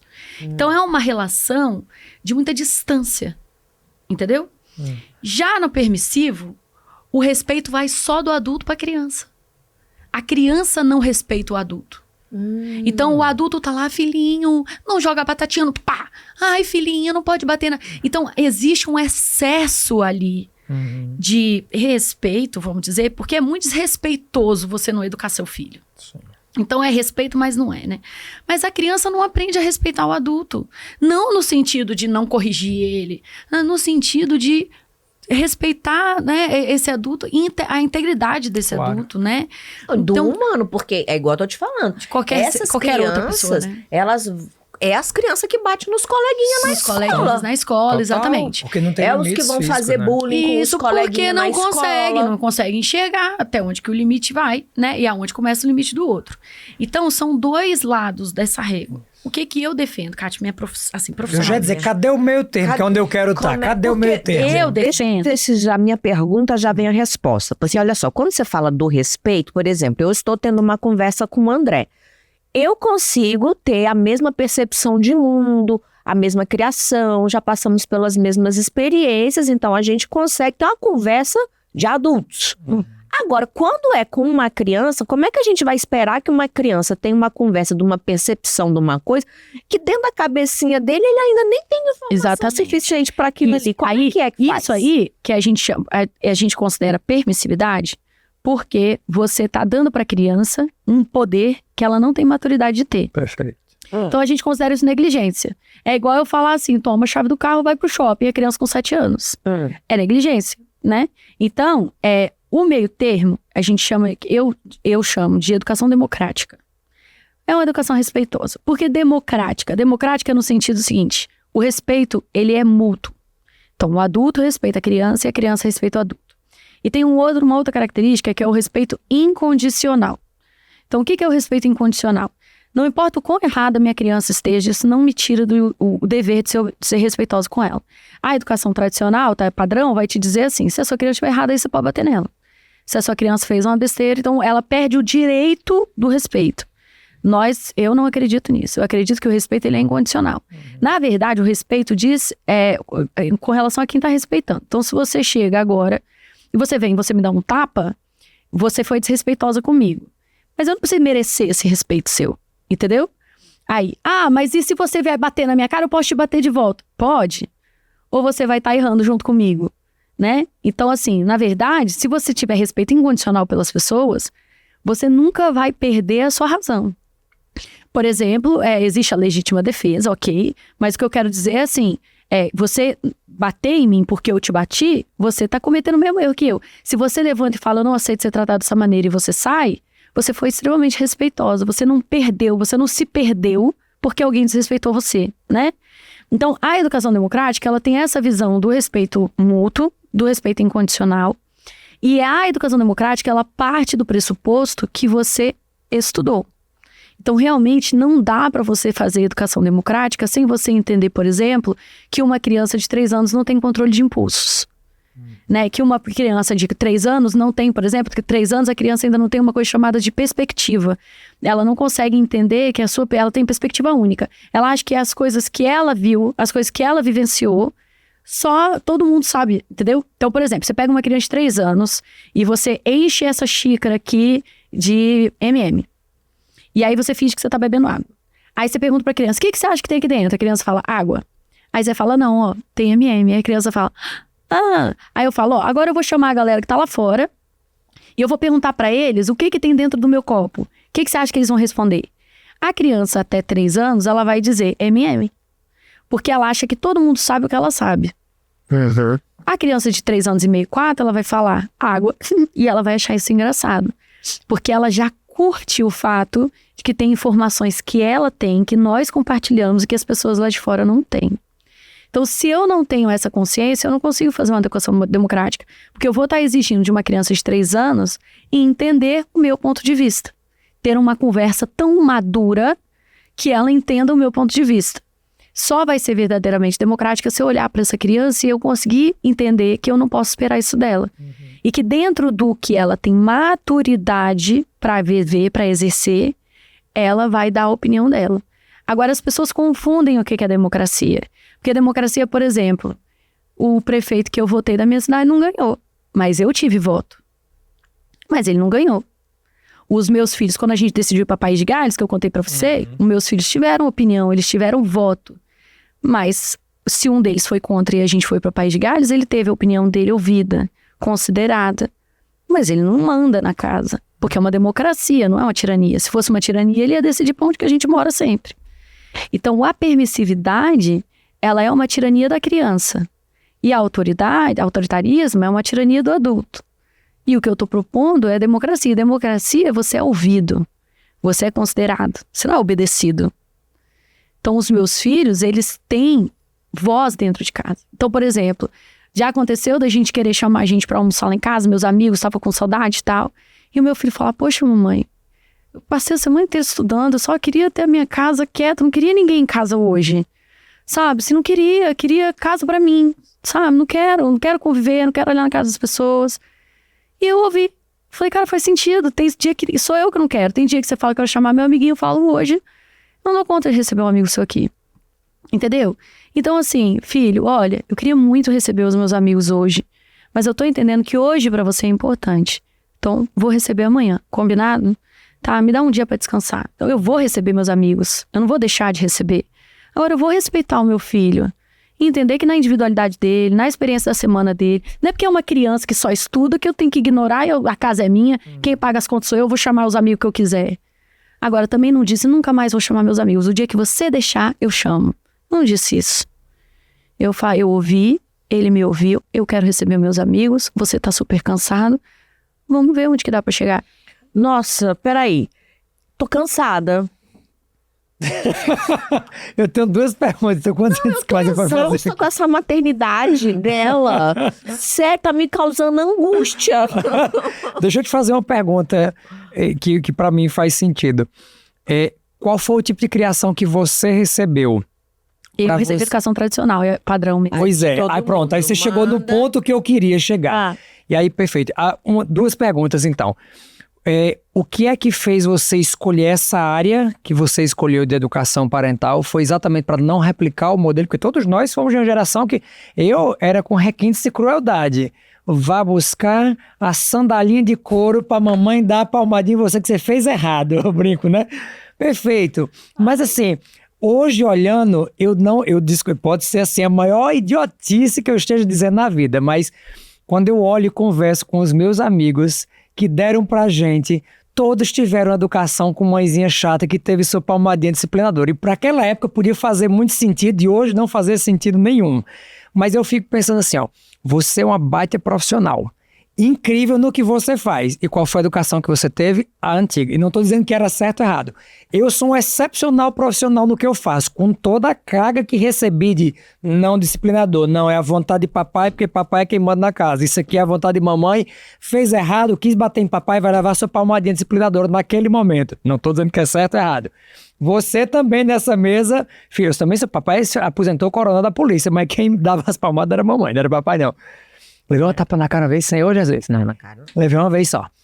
Você também, uma baita profissional muito boa no que você faz, também foi de educação tradicional. Quando eu começo a ver os meus colegas, amigos de profissão, que não conseguiram crescer profissionalmente, e eu começo a conversar, como foi a tua educação? Não, eu fazia tudo que eu queria. É permissividade. O extremo total. Eu não tive pais autoritários, sob hipótese, eu me ouviam, escutavam, mas assim, colocava em 99% das vezes o que eles achavam que era melhor pra mim.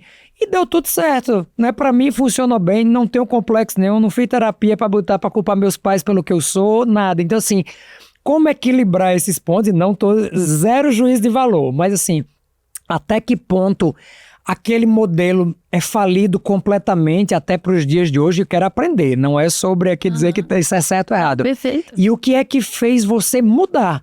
Porque para você funcionou muito bem, você virou esse fenômeno que você é, talvez pelo um pouco da educação que você teve, ou muito da educação que você teve. Então, o que fez você querer não replicar o modelo que os seus pais te deram e que deu certo para ti, e querer ensinar as pessoas um modelo diferente que também tem dado muito certo, até porque a sua experiência mostra que é incrível. E eu, assim, te ouvindo, faz muito sentido. E eu, por exemplo, hoje replico algumas coisas dos meus pais, mas muito do que você faz hoje também. Então, como achar esse meio termo e por que mudar tanto se para tantas pessoas já deu certo? Porque eu acho que você que está em casa, assim como a gente, mas para mim deu tão certo. Isso tá, e o que você fala também está muito certo. Então, eu estou num conflito aqui. Essa é uma dúvida para eu aprender um pouco e relaxar nesse sentido. Eu acho que eu tô cansado de... Não era só ser mãe, não. Mas eu tô adorando, porque eu ainda tenho chance de mudar, porque Miguel tem 11 meses só, então eu ainda tenho chance de aprender. E tô amando aqui, é pra aprendizado essa pergunta. Não, pode perguntar qualquer coisa, tá, gente? Eu tô aqui preparada até pra eu perceber alguma coisa que eu tô errada. Não, é bacana, né? Sim. Como que eu enxergo isso, né? Eu enxergo que a educação que os meus pais me deram tem várias, vamos dizer, eu imagino como se fosse uma árvore, tem vários galhos, né? Alguns desses galhos eu sou contra. Sim. E outros eu defendo com unhas e dentes. Então, a gente tem que tomar muito cuidado só para, como a gente usa o termo educação democrática, não, eu tô com bastante aqui, eu tô bebendo um pouquinho.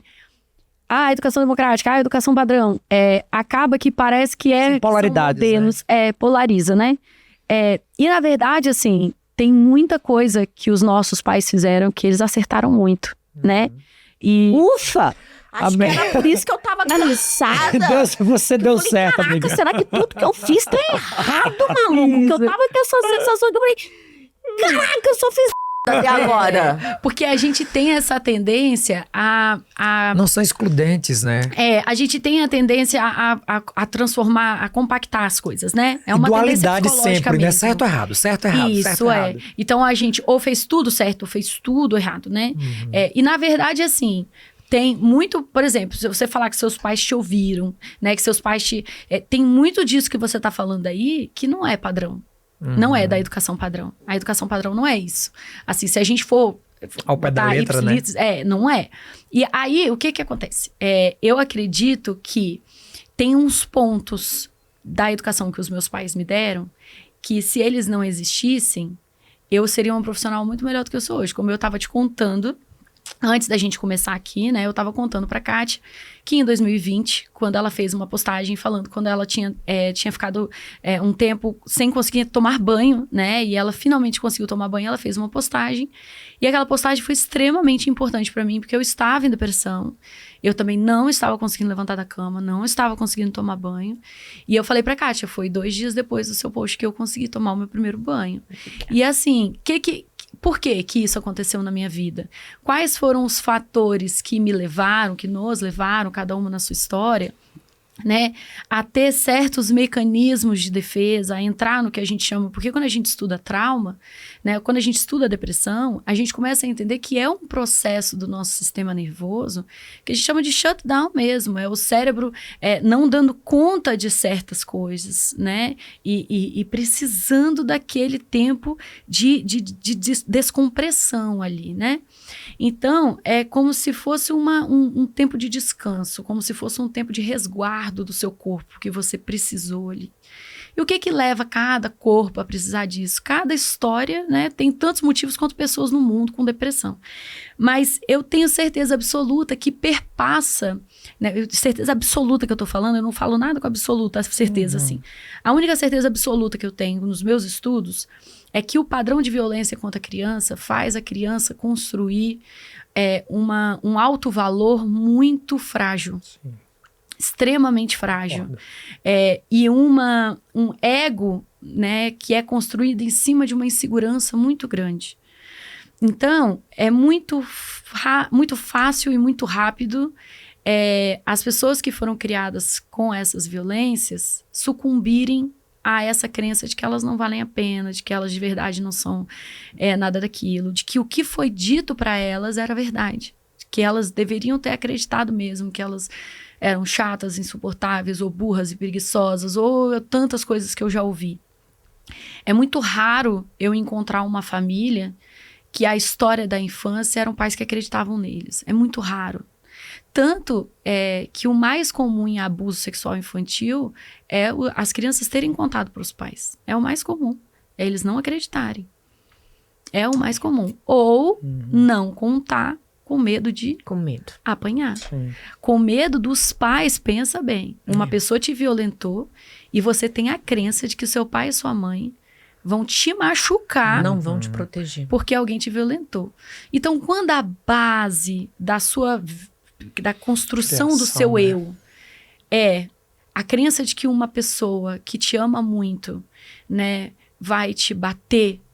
E, gente, vocês lembram de experiência de você apanhar, não saber nem por que estava apanhando? Opa!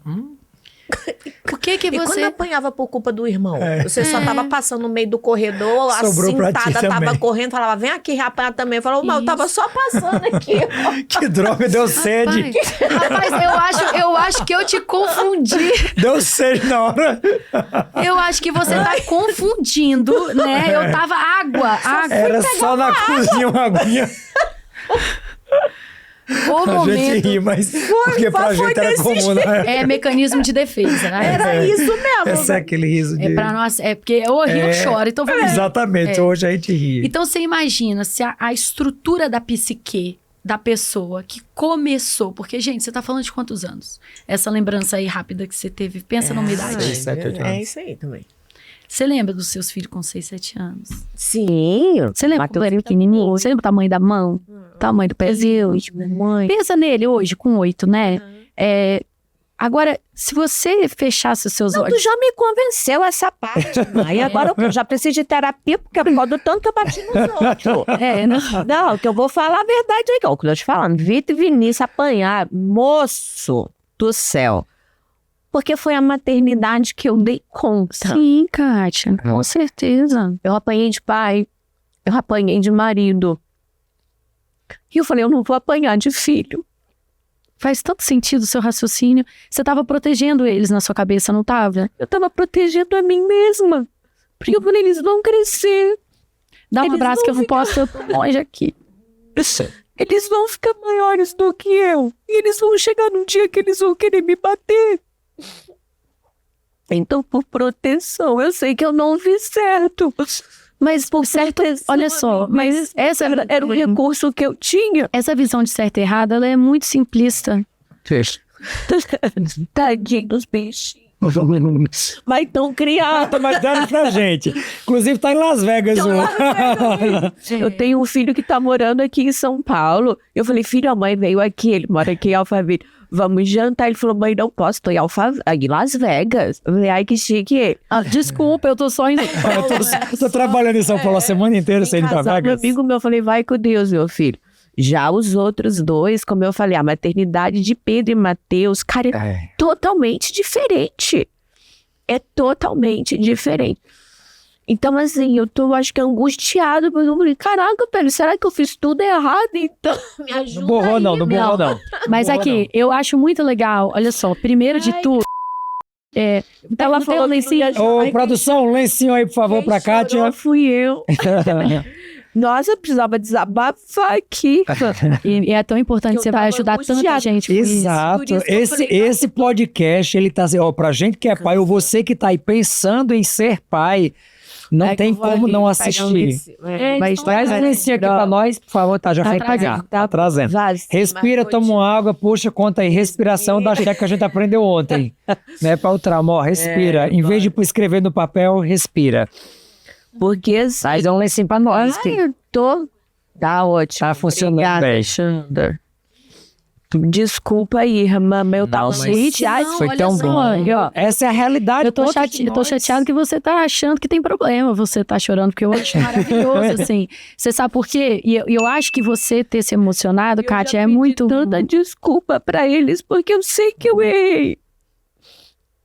Mas como é que eu conserto? Não, você já Já consertou. foi. Olha só, você pediu desculpa? Então, mas isso é absolutamente tudo. Você sabe qual é a maior dor dos adultos que chegam até nós na terapia? é que os pais nunca enxergaram a dor deles. Kátia, você enxergou a dor dos seus filhos, você olhou no olho deles e disse, meus amores, não foi nada que vocês mereciam. Era o que mamãe tinha pra dar naquela Você época. tem noção do quanto que cura uma criança ouvir isso? A criança que eles eram, que apanhou, ouviu isso também. A criança que eles eram tá ali. E ouviu você dizendo assim, não foi você que mereceu. Cara, você tem noção da diferença que é você ter ouvido isso dos seus pais? Fecha seus olhos e imagina a sua mãe vindo falar isso pra você. Seu pai falando assim, você lembra aquela vez que eu tava batendo seu irmão e eu te bati? A Catinha não merecia aquilo. Você me desculpa, minha filha. Eu nunca devia ter feito isso em vocês. Imagina, cara, seu pai, sua mãe olhando no seu olho, falando isso. Kátia, sabe, a gente não consegue apagar o passado. A gente exige isso da gente. É um absurdo. Você não consegue. É muito injusto com a Kátia que bateu neles, você agir como se aquela Kátia fosse uma pessoa cruel, horrível, que acordou de manhã falando, hoje eu vou desgraçar a vida dessas crianças. Não. Hoje é dia de maldade. Você acordou dizendo, hoje eu vou ser a melhor mãe que eu puder para os meus filhos. E eu não vou deixar eles se tornarem o homem que o pai deles se tornou batendo em mulher. Então é hoje que eu vou ensinar os meus filhos o melhor que eu tenho para dar hoje. Então seria injusto com a Kátia que você foi, entendeu? Então o que a gente precisa lembrar é que oportunidade tá sabendo e fazendo diferente com os mais novos. Sim, sim. Que oportunidade ter se ligado e pedindo desculpa para os mais velhos. Quantas histórias eu ouço hoje dos próprios adolescentes vindo dizer minha mãe pediu perdão e isso pra mim foi tudo, sabe? Né? Inclusive eu conheço adolescente que batia muito nos irmãos até a mãe vir pedir desculpa e depois ele conseguiu se libertar forma disso. reativa, né? Entende assim? E ressentia. Por que ela não bate neles e bate em mim? Então eu batia, entendeu? Compensava.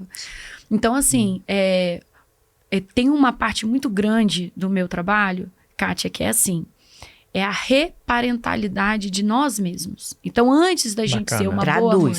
Esse curso aí eu quero. Traduz. Antes de você conseguir ser uma pessoa mais tolerante com os erros dos seus filhos, você primeiro precisa conseguir, ou ao mesmo tempo, né? Ser mais tolerante com os seus. Né? Porque assim, como que é aquela vozinha dentro da sua cabeça? Igual a gente estava brincando agora há pouco, né?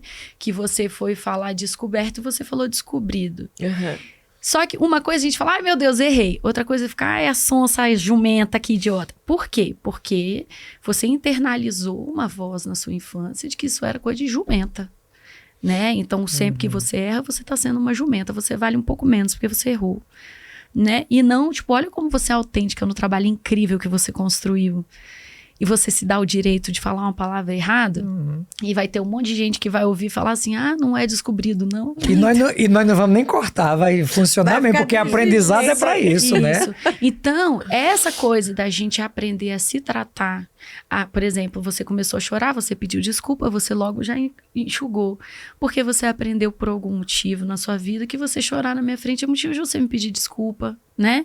Chorar no nosso episódio é motivo de você enxugar o quanto antes. Então, assim, conforme você não tolere o seu choro e o seu erro, qual é a chance de você conseguir tolerar o choro e o erro de uma criança? É muito menor.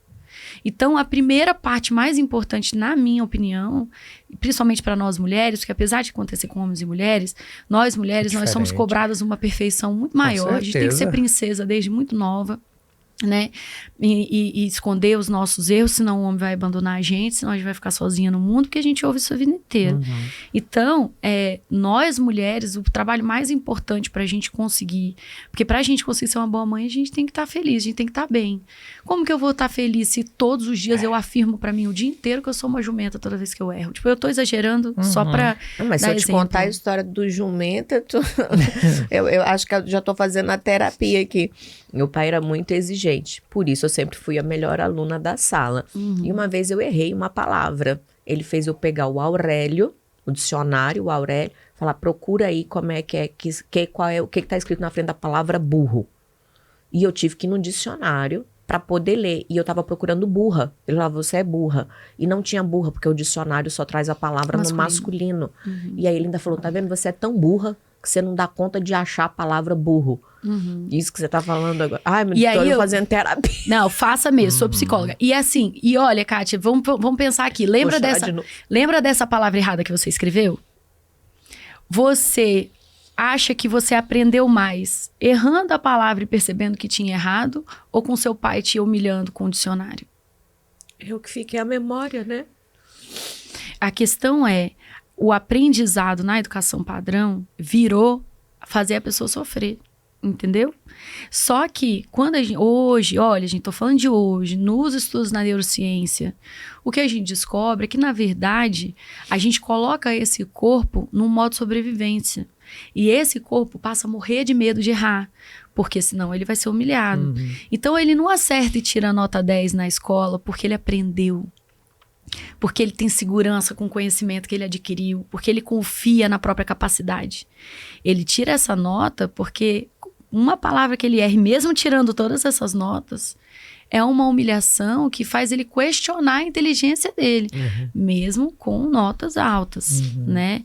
E aí isso é tão marcante, né, que você tá aí 30 anos depois contando essa mesma história, entendeu? Acho que Agora, ninguém sabe, nem tu sabia dessa Sabia história. não. então, ó, aí, Momento como ineditismo. o ineditismo hoje Da veio da tua Kátia. parte. É. E aí é interessante porque provavelmente, se você, assim, se a gente estivesse numa sessão que eu fosse fazer um exercício aqui com você, eu ia te voltar naquele dia e ia te mostrar como que você já tinha aprendido sem seu pai fazer absolutamente nada. Você sabe por que você aprendeu com aquele erro? Porque, erro é assim, né? Sim. Faz parte. 2. É assim, sai, descobrido. Eu aprendo, descobri, eu aprendo mais quando eu erro do que quando acerto. Eu também. E sabe qual é o negócio? Você, sem o seu pai ter feito todo esse negócio do dicionário, você sabe por que você teria aprendido mesmo assim? Porque você é muito inteligente.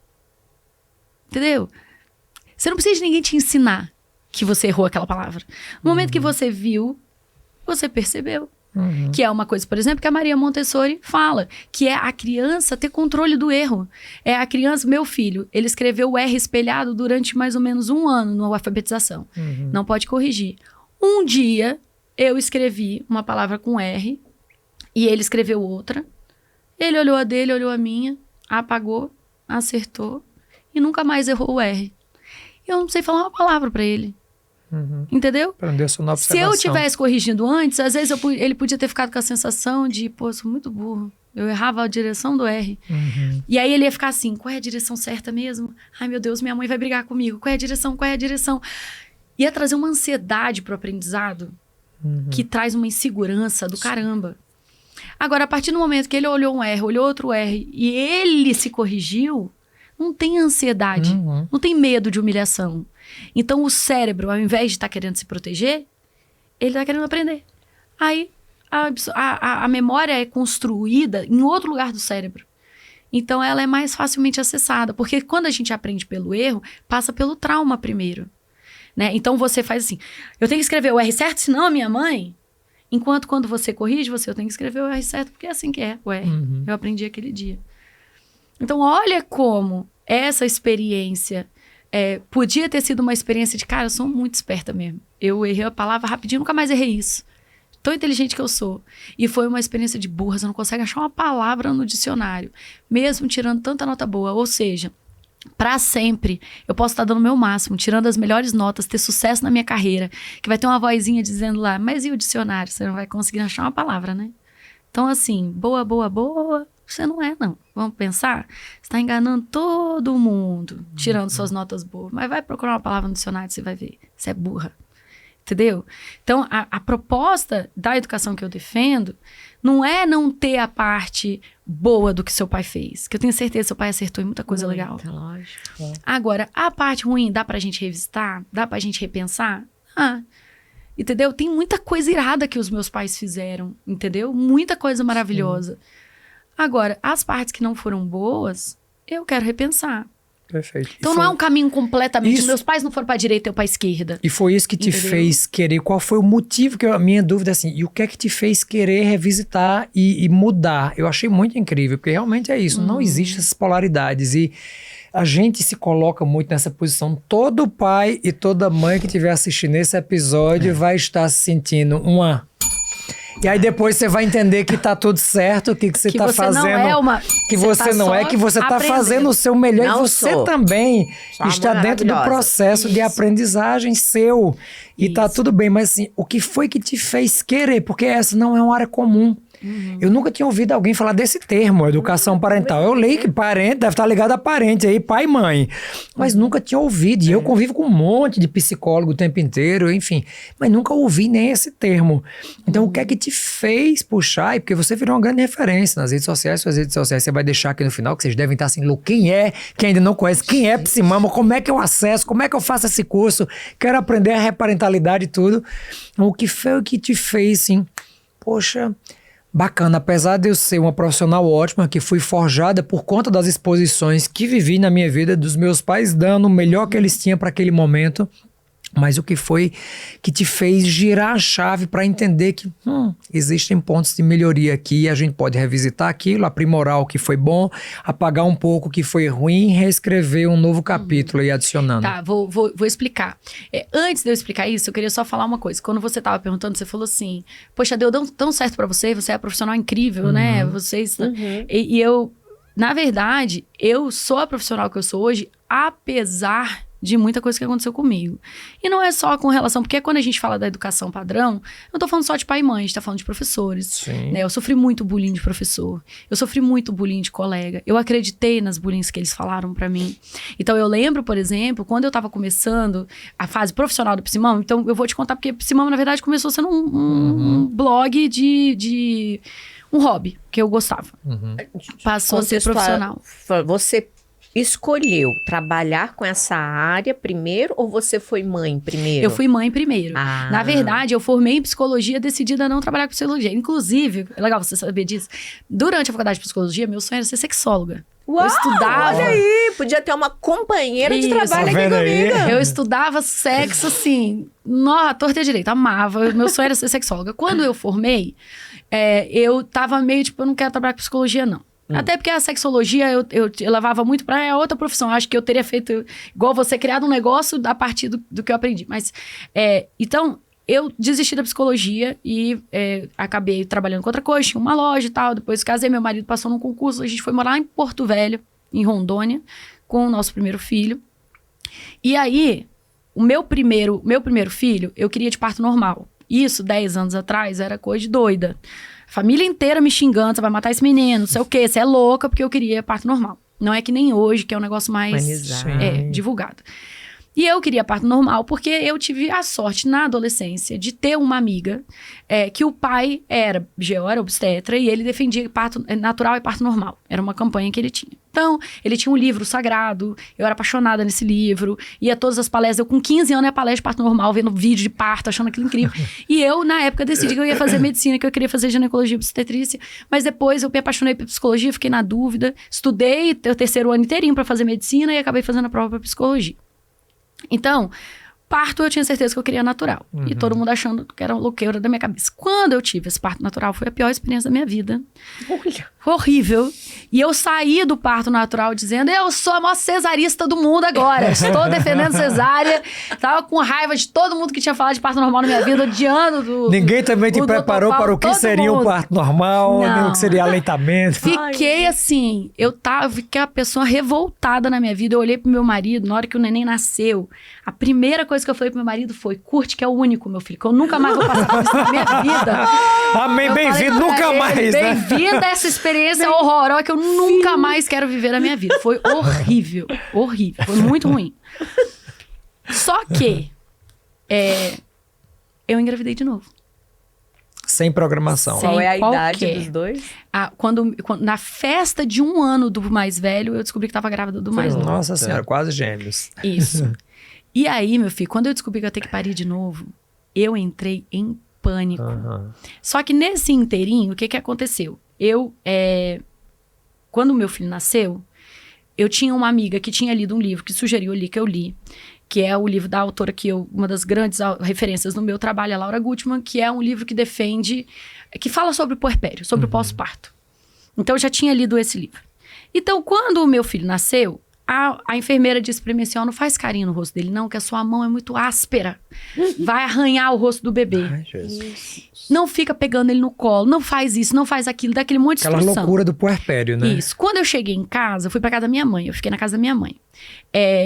eu tava assim, ó, com aquele bebê, morrendo de medo. Sim. E aí eu falei pro meu marido, cara, eu tô com saudade do bebê, que ele fica tanto no berço, né?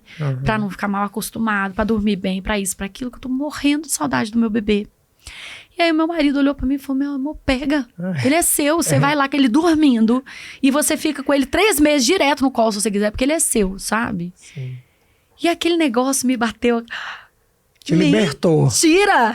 Sabe? Esse cara, tipo, foi um... Posso pegar, né? Eu falei, what? Aí eu fui, peguei meu filho no colo. Eu fiz carinho no rosto dele. E aí eu falei, gente, mas isso aqui pode ser uma delícia, essa experiência, né? E aí eu fui batendo com as coisas que eu tinha Isso, lido. 3 meses. Meu filho tinha umas, sei lá, 3 dias que ele tinha chegado, Tá. né? Em casa. Foi quando eu comecei a, pera lá, o que mais que essa mulher falou que eu não devia estar seguindo? Sabe, assim? Legal. E aí eu fui ler nesse livro, fui reviver. E ela defende, por exemplo, a amamentação em livre demanda. O bebê mamar sempre que ele quiser, que ele estiver com fome. Por que que ela defende isso? Né? Essa autora, Laura Gutman. Uma lógica. Uma coisa é falar assim, não, o bebê tem que mamar a hora que quer. Ela, e eu sou uma pessoa muito lógica, então ela falou assim, pra promover a autorregulação. Pro bebê saber a hora de parar de comer, a hora de começar a comer, você tem que dar a ele a liberdade de sempre que ele tiver fome, ele mamar, e sempre que ele não estiver mais com fome, ele poder largar o peito sem você ficar insistindo pra mamar mais. Sem ficar dando mamadeira dos sonhos quando a criança não tá com fome. Então, essa primeira experiência da maternidade foi disruptiva pra mim, porque eu comecei a questionar tudo que todo mundo trazia. Entendi. Entendeu? O pediatra falava, tá na hora de desmamar. Eu falava, tá mesmo? Não sei. Vou ler. Vamos descobrir. Não confiava em mais nada, sabe? Entendi. Assim? Você teve depressão pós-parto? Não. Que é um Tive. tema importantíssimo de ser falado, aproveitando Sim. que você tá falando Ela vai ter aí. que voltar aqui, gente. Certeza. Eu já vou logo deixar esse Né? recado aí, entendeu? Que, nossa, vai Porque ter que voltar. Muita Porque coisa, né? depressão pós-parto é um tema que é muito velado. As mulheres sofrem, a gente sabe, por exemplo, minha esposa ainda está no primeiro ano pós-parto. Eu digo que depressão pós-parto não é só aquele começo. Eu contei em um dos episódios Foi. que eu tive depressão Foi. pós-parto do Que é filho muito dela. comum também. Comum demais. Depois você assiste, você não assistiu da minha depressão O puerpério do pós-parto. pai, que se fala Ninguém muito pouco. fala mais disso. E a mulher fica, né? Porque assim, na sociedade que é montada hoje em dia, a mulher, os primeiros 2 anos, ela se anula. Sendo super educado e sendo super agradável, no melhor dos cenários.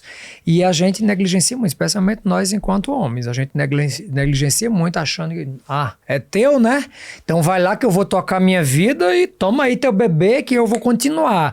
Tu dá uma pausa na tua vida por 1 a 2 anos e eu vou dar o play e às vezes colocar no forward aqui, porque eu tenho que agora acelerar. Porque na hora que começa a perceber também que o negócio é punk, o povo começa a arrumar serviço em tudo quanto é canto. É um Sim, negócio impressionante a com quantidade de serviço que certeza. aparece quando o bicho pega. Também que bom que você não teve, não vamos falar sobre isso nesse episódio que não vai dar tempo. Continua na mas sua linha. ela Mas vai é um ter que tema voltar muito aqui. importante, tá? Porque Necessário e velado. essa autora, inclusive, ela defende, e eu já vi isso muito na minha prática, mas é empírico, né? Não é evidência, mas de que é uma coisa que vem bem antes dessa gestação sequer acontecer.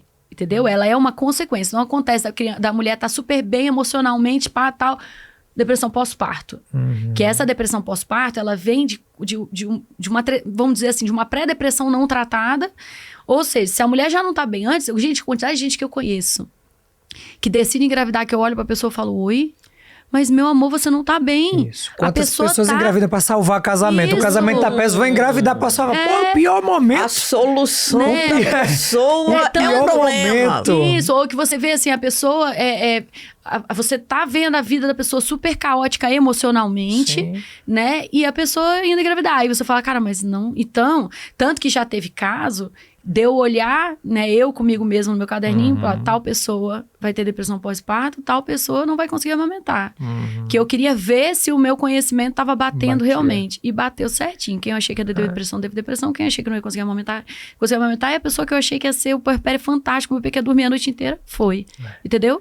Então é uma coisa muito assim... Previsível. Eu sou um gênio? Não, tá? previsibilidade. É assim, conhecimento mesmo, estudo. Claro. É só você estudar e você perceber. Agora, não é tão preto no branco, né? Vai Claro. ter um ou outro que eu Não. vou olhar e falar, estava errado. Mas assim, seguindo os critérios, você começa a perceber que tem um caminho que é muito... Por exemplo, uma coisa que eu percebo claramente é a relação com pai e mãe. relação com sogro e sogra, como estava o casamento antes do bebê. E eu não tô falando do casamento tá ruim, não. Às vezes o casamento tava maravilhoso. E talvez é ruim de chegar nesse momento de maravilha. Esse bebê chegar, fez o casal dizer, uai. A minha situação. Né? Tava Minha tão primeira bom. depressão pós-parto foi essa. Tava tudo incrível profissionalmente. E agora? Agora eu vou parar minha vida Será profissional que em era esse o meu ascensão. momento? É. O timing. Então, assim, então, na minha história, o que aconteceu foi que eu comecei a questionar tudo. E aí, o meu filho, eu engravidei do segundo filho. Quando eu descobri que eu ia ter que parir de novo, que ia ter que sair, que não tinha jeito, não tinha outra opção. Foi pra Não tinha cesárea. como cuspir a criança. E eu não queria, vou te falar por que eu não queria passar por uma cesárea. É um motivo besta, mas é o meu motivo. Eu não cicatrizo bem. Eu não sou uma mulher que tem cicatrizes. A minha cicatriz não fica legal. E eu descobri que eu Faz botei... queloide. Eu botei silicone. Uma vez eu perdi 15 quilos e fiquei precisando de encher. E aí eu botei silicone. E a minha cicatriz, ela realmente é uma Hipertrófica, quiloidal, né? assim. Eu falei, cara, se eu fizer uma cesariana, isso vai destruir minha autoestima. Porque eu vou ficar com uma cicatriz muito grande. Então, eu passei a ter esse receio com relação à cesariana. Então, eu decidi que o bebê não ia nascer. E que ia ficar tudo bem. Eu não ia passar por um parto, né? Ele ficaria lá. Ele ia dar um salto extracorpóreo. Isso, Saia. irmão siameses, eventualmente. E aí, então, eu comecei a estudar isso. Eu falei, cara, eu vou ter que... Já que estudo era o meu modo operante, né? Eu falei, vou estudar isso. E eu comecei a estudar o parto orgásmico, aquela coisa toda. E o parto do meu segundo filho foi a melhor experiência da minha vida. Foi uma experiência transcendental, assim. Foi incrível. Foi um parto de 2 horas e pouco só. Nossa, que bom. Foi assim... Foi muito maravilhoso. Se eu pudesse, eu jogava isso para todas as mulheres no mundo, assim. Então, eu acho que se as mulheres parissem o parto que eu tive, o mundo era outro, sabe? Assim, porque foi maravilhoso. E aí, nesse processo, até eu chegar nesse ponto, tudo que eu estudava, eu queria falar para alguém. Eu falava... Precisa replicar. Eu falava, isso aqui tinha que estar no outdoor, sabe? Assim. Então, eu criei um blog. Que eu sou das antigas da Dentro do internet. blog. Eu tinha Blogspot, né? Que eu divulgava essas coisas que eu queria, porque meu marido já não aguentava mais, coitado. Tanto que eu tinha que ficar falando as coisas na orelha dele. Né? Aí eu fui fazer o blog. E aí, quando eu fui fazer esse blog, algumas doulas começaram, ai, Nanda, pô, gostei tanto disso que você falou, você pode vir aqui, faça uma roda de conversa. Daqui a pouco, tinha tanta gente pedindo, eu falei, eu vou começar a cobrar. Sim. Porque, Tá certa. né, Certíssimo, meu tempo, claro. meu estudo, tô estudando pra caramba pra fazer essas rodas. Aí comecei a cobrar. E nisso o conteúdo começou a viralizar, porque ninguém falava de puerpério. Quando eu fui uma das primeiras, hoje tem muito, mas eu fui uma das primeiras, se não a primeira, usar a palavra puerpério na internet, falando de conteúdo. Já tinha muita gente fazendo texto, 60 dias de neblina já existia. Tinha um texto lindo, né, poético. Agora, o termo profissional, falando de conteúdo, eu fui uma das primeiras, se não a primeira. Então, o conteúdo viralizou muito rápido. Muito rápido. Só que, enquanto isso estava acontecendo, eu estava com um bebê de 1 ano e 9 meses em casa. Você quase estava num puerpério tardio. Isso. E aí, o meu filho mais velho começou a passar por um processo que hoje eu entendo que é um processo de individuação, que é quando a criança começa, não, é meu, quero, não sei o quê, que é quando a criança começa a descobrir um indivíduo. E aí eu falei, dentro disso tudo que a gente defende, de você acolher, de você dar beijo, promover a autorregulação, bater na criança, distou completamente. Né? E aí teve um dia que meu filho não queria sentar na cadeira a gente voltando do restaurante, 8 horas da noite, eu cansada, o menino não queria sentar na cadeira de jeito nenhum, eu dei o meu celular, meu primeiro smartphone da minha vida, dei pra ele assim, pra ele assistir Galinha Pintadinha, ele tacou o celular longe, quebrou, destruiu o celular. E aí eu falei assim, se não pode bater... Gente, tipo assim... adorei a cara dela. Dentro da própria técnica Ai, dela, meu entendeu? Deus, será que eu não posso abrir uma pequena sessão? Sessãozinha aqui só hoje. Né, tipo, igual aquela promessa, Senhor, eu vou quebrar só hoje, amanhã a gente retoma. Gente, agora tá me dando um senso de Né? humanidade, que se ela pensou, ela tá mais Isso. tranquila que pra Não, pois é, só que ao mesmo tempo, sabe o que eu pensei? Eu pensei assim, eu bateria nele agora porque eu tô com muita raiva porque quebrou meu celular, mas quem deu o celular pra ele fui eu, né? Eu que fui a boa criança assim, você vai dar um celular na mão dela, não foi muito esperta. E eu pensei, se eu bater nele agora, o menino tá chorando, não quer sentar na cadeira de jeito nenhum. Vai piorar. Se eu bater nele agora, né, eu ia ensinar ele o quê? Das duas, uma, ou ele ia sentar morrendo de medo de mim, certo? Ou ele ia chorar mais ainda, porque agora eu tô doendo, né? E aí, a opção dele morrendo de medo de mim sentar por causa disso, não era o que eu acreditava, assim, não é a relação que eu queria ter com meu filho. Eu não queria que ele morresse de medo de mim. Então, o que eu e meu marido a gente fez nessa hora? A gente entrou em pânico, começou a chorar. Depois... Bem-vindo. Como é o nome do seu esposo? Isso, Saed. Já gostei de você, Saed. A gente precisa se conhecer no próximo, Saed tem que vir pra cá também. Isso. Depois que a gente parou de chorar, né? O menino dormiu. Ele apagou. Ele tava tão cansado de tanto que ele tinha chorado que ele apagou. A gente botou o cinto nele e fomos pra casa. E eu cheguei em casa perdidaça. E nessa época eu só falava de puerpério. Eu ainda não falava de educação na Psimama. E eu cheguei em casa e falei, né? Nossa, você tá tranquila. Essa daí merece. Merece? E aí eu falei, não sei agora, eu não quero bater, não quero castigar, mas o que eu poderia ter feito diferente? E aí, cara, que eu fui estudar, assim, eu tinha uma base já da psicologia, ter formado em psicologia me ajudava, que eu fui entrar em contato com o fato do seguinte, meu caro, meu filho tinha acordado coisa de tipo 6:30 da manhã, meus filhos sempre foram matutinos. Quando deu 8 horas da noite, meu filho estava acordado há 14 horas, né? Ele não tirava soneca mais. O menino, ele não tava... Eu levar uma criança de 1 ano e 9 meses, 1 ano e 10 meses, para um restaurante. A criança acordou 6:30 da manhã. Eu levei ele para um restaurante. Restaurante é barulho, gente conversando.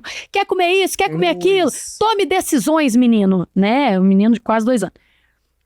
E 8 horas da noite eu ainda esperar que ele, naquele cúmulo daquela exaustão, lidasse super bem com ter um negócio prendendo, porque cadeirinha de criança aqui que prende aqui no peito, aquilo é uma mordaça, né? Aquilo assim, eu não consigo me imaginar hoje quando a gente vai em brinquedo, não dá aquela... Na hora que a pessoa vai fechar, que você fica, respira, você tá segura, gata, né? Você dá um nervoso, aquele negócio sendo preso em você. Então imagina a criança pequena que não entende tá segura, gata, que não faz a mínima ideia do que tá acontecendo. Então, depois eu entendi que eu tinha uma responsabilidade na situação. Tanto do menino chegar naquele ponto, quanto da ideia imbecil de dar um celular na mão dele. Claramente ele ia atacar longe e não sabia que aquilo era um celular para ele, aquilo era qualquer coisa, né? Então a primeira parte foi eu identificar o tamanho da minha responsabilidade no quadro, né, no que tinha acontecido, e na quantidade de coisas que eu precisava melhorar. Eu, enquanto mãe, na minha organização, o que eu tava indo levar o menino para jantar naquele horário? E por que eu tava levando ele pro restaurante? Porque eu não tinha comida em casa. Então foi eu tava com um bebê recém-nascido em casa, claro que eu não tô dizendo que eu fui uma idiota, não, eu tenho todos os motivos, eu me acolho, eu entendo o que aconteceu, mas é injusto eu pegar tudo isso e jogar, meu filho tá mal educado e precisa apanhar. Entendeu? Então eu comecei a perceber, por isso que vem essa coisa da educação parental, eu comecei a perceber que tinha uma série de consciências que eu precisava ter primeiro.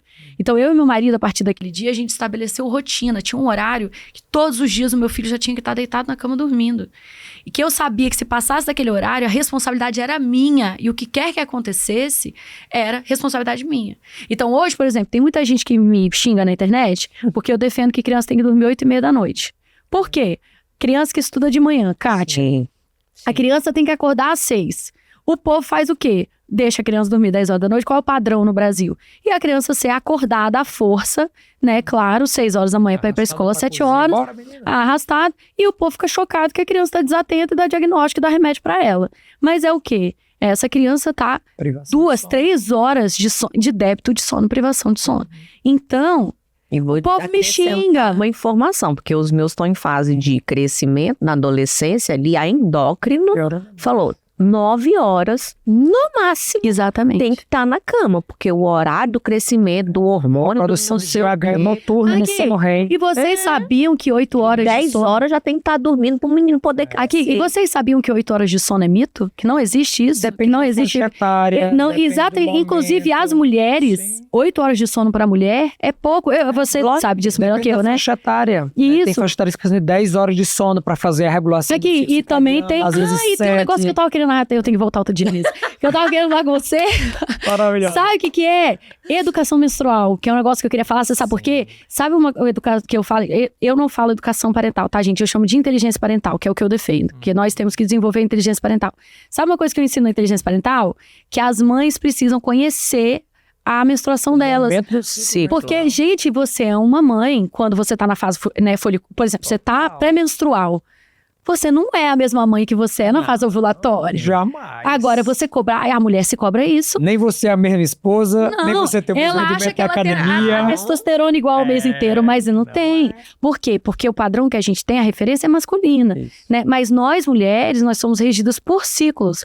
Então, isso foi o tipo de coisa que hoje, por exemplo, essa parte da educação menstrual, ela é do último ano da minha vida profissional. Legal. Minha vida com meus filhos é outra depois que eu comecei. E eles, meus filhos são mais velhos, né? Tem 8 e 10 anos. Eles sabem. Os meus filhos sempre sabem qual é a fase do meu ciclo que eu tô. Olha que coisa. Você imagina o amigo de escola. Não tô nem falando marido, namorado. Imagina o colega de escola que você consegue ser pra uma menina. O quão mais inclusivo, respeitoso, Empático consciente... mesmo. Né, da sua amiga tá mais chorosa e tal, ao invés de você ficar, esse é TPM, você falar, não, ó, né, não necessariamente é TPM, né, então, tipo, se você ter essa compreensão... Isso é de tão que incrível, só pra te Cara, dizer que, legal. para vocês mulheres que estão assistindo, esse seu comentário ele é importante para absolutamente tudo, porque a depender da fase do ciclo, o seu comportamento com você mesma muda, o seu comportamento com compras muda, compulsão por compra ela é maior na fase inicial do ciclo. O seu tipo de treino deve ser personalizado para o tipo de hormônio que está em aumento na fase daquele ciclo. E posso o seu falar um negócio? desejo sexual muda. Então, Sim, assim, e você fala muito de menopausa, né? O que coincide a menopausa na vida da mulher? adolescência das crianças. Falei isso ontem. Falamos E vira disso. tudo adolescência. São- tudo é culpa da criança. Falei a mesma falou coisa, porque mesmo. são adolescências em extremos etários. Adolescência sem pagar boleto e adolescência pagando boleto, que é o Isso. climatério. Isso, É bem exatamente. E é uma coisa que a gente ouve pouco. E aí eu tô só querendo mostrar, conscientizar o tanto que a gente joga em cima da criança. Total. O adolescente ignora totalmente o climatério da mãe, né? A infância ignora totalmente o puerpério dessa mãe, né? Ignora, por exemplo, que o pai tá vivendo ali, o que você falou, a mãe tava no ápice da carreira dela e só que o relógio biológico começou a apitar, o mundo todo fazendo pressão, ela decidiu engravidar na pior época pra ela, emocional, profissional, seja o que for, entendeu? Então, assim, e a criança leva a culpa. E pior, o que tá acontecendo hoje em dia? A criança leva o laudo. Ela tá sendo diagnosticada, ela tá sendo medicalizada, que é pior ainda, porque fosse só terapeutizar, tava maravilhoso. Joga suas crianças, e daí já psicólogos de qualidade vão conseguir perceber. Dá muito. Agora, é medicalizando crianças que estão em débito de sono e sendo culpadas por uma cacetada de outras coisas do contexto daquela família, né? E aí se torna muito, deve ou não deve dar palmada, mas entre dar e não dar palmada, a gente tem um universo de outras coisas que a gente tem que conversar, entendeu? Uau. A gente pode cancelar a agenda do dia, ficar só com psimama, Bora. fazer uma imersão, psimama, né? Vamos. Psimama, psipapa, psimenopausa, psi... Psi-sexo, psi-tudo. Psipausa, psipai, psimãe, psi-espírito santo. Psi baby. Acho que a gente tem que... Psi Espírito Santo. Sensacional. Que incrível. Mas assim, só pra gente terminar, que a gente já passou pelo nosso momento ineditismo. Já. É porque eu vou fazer a pergunta de novo, é que ela já respondeu em off, que a gente já tava começando a conversar. Que a gente sempre pergunta aqui pros nossos convidados.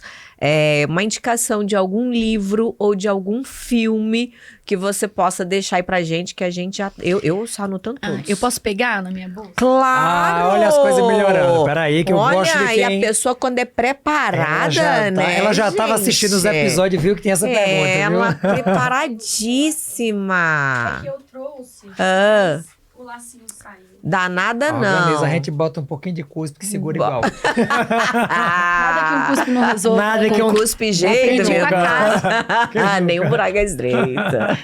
Aqui, então claro que eu tenho muitos, né, livros que eu estudei, que eu indico, vou tirar esse aqui. Tira o lacinho. Tirou É, assim. então, tem muitos livros que eu indico, claro, mas eu tenho esse meu livro, eu trouxe pra Kátia, eu posso... Gente, mas por Ah, que vou tu não querer um botou também. no começo Deixa, era do pra tá aqui programa em na cima. mesa? É seu. Educar Esse é o sem meu. pirata. Ei, Por que ela não falou logo? já Eu tô ainda ficando bem que ela já trouxe. aqui. Entendeu? Eu tô angustiadíssima aqui, gente. Já vou ler, já vai ser minha... No De voo de volta. Nossa, Educar sem pirar, editora Manda pra mim, né? Já que senão me best-seller. diz onde é que eu compro também. O Não, eu te guia mando. prático da Psimama para descomplicar a vida com os filhos. E esses são seus Sensacional. filhos? Esses são os meus. Que lindo, a capa são vocês. Aham. Que sensacional. Maravilhosa. Eles estão pequenininhos, Theo e Gael. tem um ela. tempo. Olha que sorriso lindo. gostoso. Gente, eles parecem gêmeos mesmo, olha. Tá um ano de diferença, Um ano né? de É muito diferença. diferente. Que incrível. Maravilhosa. Onde que acha? Então, esse livro agora a gente tá vendendo em forma de e-book. E eu vou fazer, porque legal. como acabou os físicos, eu quero fazer uma segunda edição. Sim. Porque tem muita coisa desde que eu lancei esse livro que eu me atualizei, que eu quero Aham. corrigir ou que eu quero acrescentar, Maravilha. né?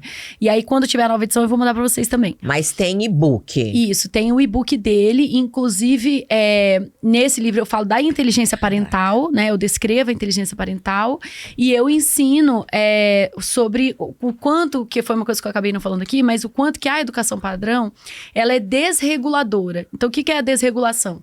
É quando você, por exemplo, manda a criança comer quando ela não tá com fome, quando você quer desfraldar a criança, mas ela ainda não tem controle dos esfíncteres, o tanto que o controle excessivo dos adultos, né, faz a criança desconectar do corpo dela. Ela não tem uma relação muito boa com o corpo. Isso leva né, a problemas, claro. Num extremo, a gente vai ter aí problemas de alimentação, né? Transtornos alimentares, depressão, ansiedade, né? Mas a gente também tem no dia a dia mesmo, o que não chega a ser um transtorno, atrapalha a vida da pessoa, mas que dá aquela pressa o tempo inteiro, que faz a pessoa ir ao banheiro, você que ginecologista sabe, a mulherada que tem incontinência urinária, ou que faz xixi o tempo todo, Urgência. ou então aquela sensação de quando dá vontade de fazer xixi, já tá urgente, porque não teve comunicação com o próprio corpo. Não teve oportunidade de interpretar os sinais, de entender o que eles significam, de ter uma... É como se fala fluentemente a língua do corpo, né? Não aprendeu. Então, assim... Não preparou a musculatura com exercício, Não preparou a né? musculatura, exatamente. E por quê? Porque se você, por exemplo, né? Eu que até quero... A gente podia um dia, no nosso próximo episódio, Sim. você me explicar na fisioterapia pélvica, assim. Porque, por exemplo, uma criança que não segura ainda, e os adultos estão na base da força, mandando ela segurar a força quando ela ainda não tá. Não tem Então, maturidade. esfinteriano ainda, né? Isso, Maturidade qual biológica. consequência que vai ter na vida de uma pessoa ela ser forçada, né? Tanto para um lado quanto para o outro. Porque o povo fala, você vai fazer xixi agora, porque a gente vai ter que fazer xixi agora. E fica forçando. Não, vai levando a cada 2 horas, fazendo papel de bexiga, cada 2 horas leva a criança no banheiro, né? E aí... Como é que fica a musculatura dessa criança? O reflexo parasimpático, né? Isso Sim. muda. Pois é, e aí eu chamo isso no meu trabalho de desreguladores, né? Então a gente promove a autorregulação, mas os adultos têm um padrão desregulatório. E aí eu explico que a inteligência parental é a habilidade que nós, pais, precisamos desenvolver, igual a inteligência emocional, a inteligência sexual, né? A inteligência parental é uma inteligência para você desenvolver para conseguir parentar os seus filhos no melhor que você conseguir. Não é perfeição. Sim. Mas dentro do que você tem, né? Dentro dos horários que você faz, dentro da sua cultura familiar, dos seus valores, qual é o melhor que dá, né? E ter orgulho do que deu, sabe? Assim, fazer intencionalmente. Né? Olha, eu tava desde o começo, porque ela tava tão boa que eu não quis interromper, mas logo no começo eu fiz uma associação muito interessante com o que você fala. Que você está falando aqui do que é inteligência parental, que você está explicando agora, porque realmente a gente quando vira mãe, a gente quando nasce uma criança, nasceu a criança, você se torna mãe, e aí todo mundo espera que a gente tenha um manual de funcionamento de como ser mãe do dia para noite, né? Entendeu? E o sexo também é muito desse jeito. A maternidade, ela é biológica, ela é instintiva, a gente vai saber como criar aquele ser humaninho ali, vai dar comida, vai criar, mas não significa que a gente não possa aprender.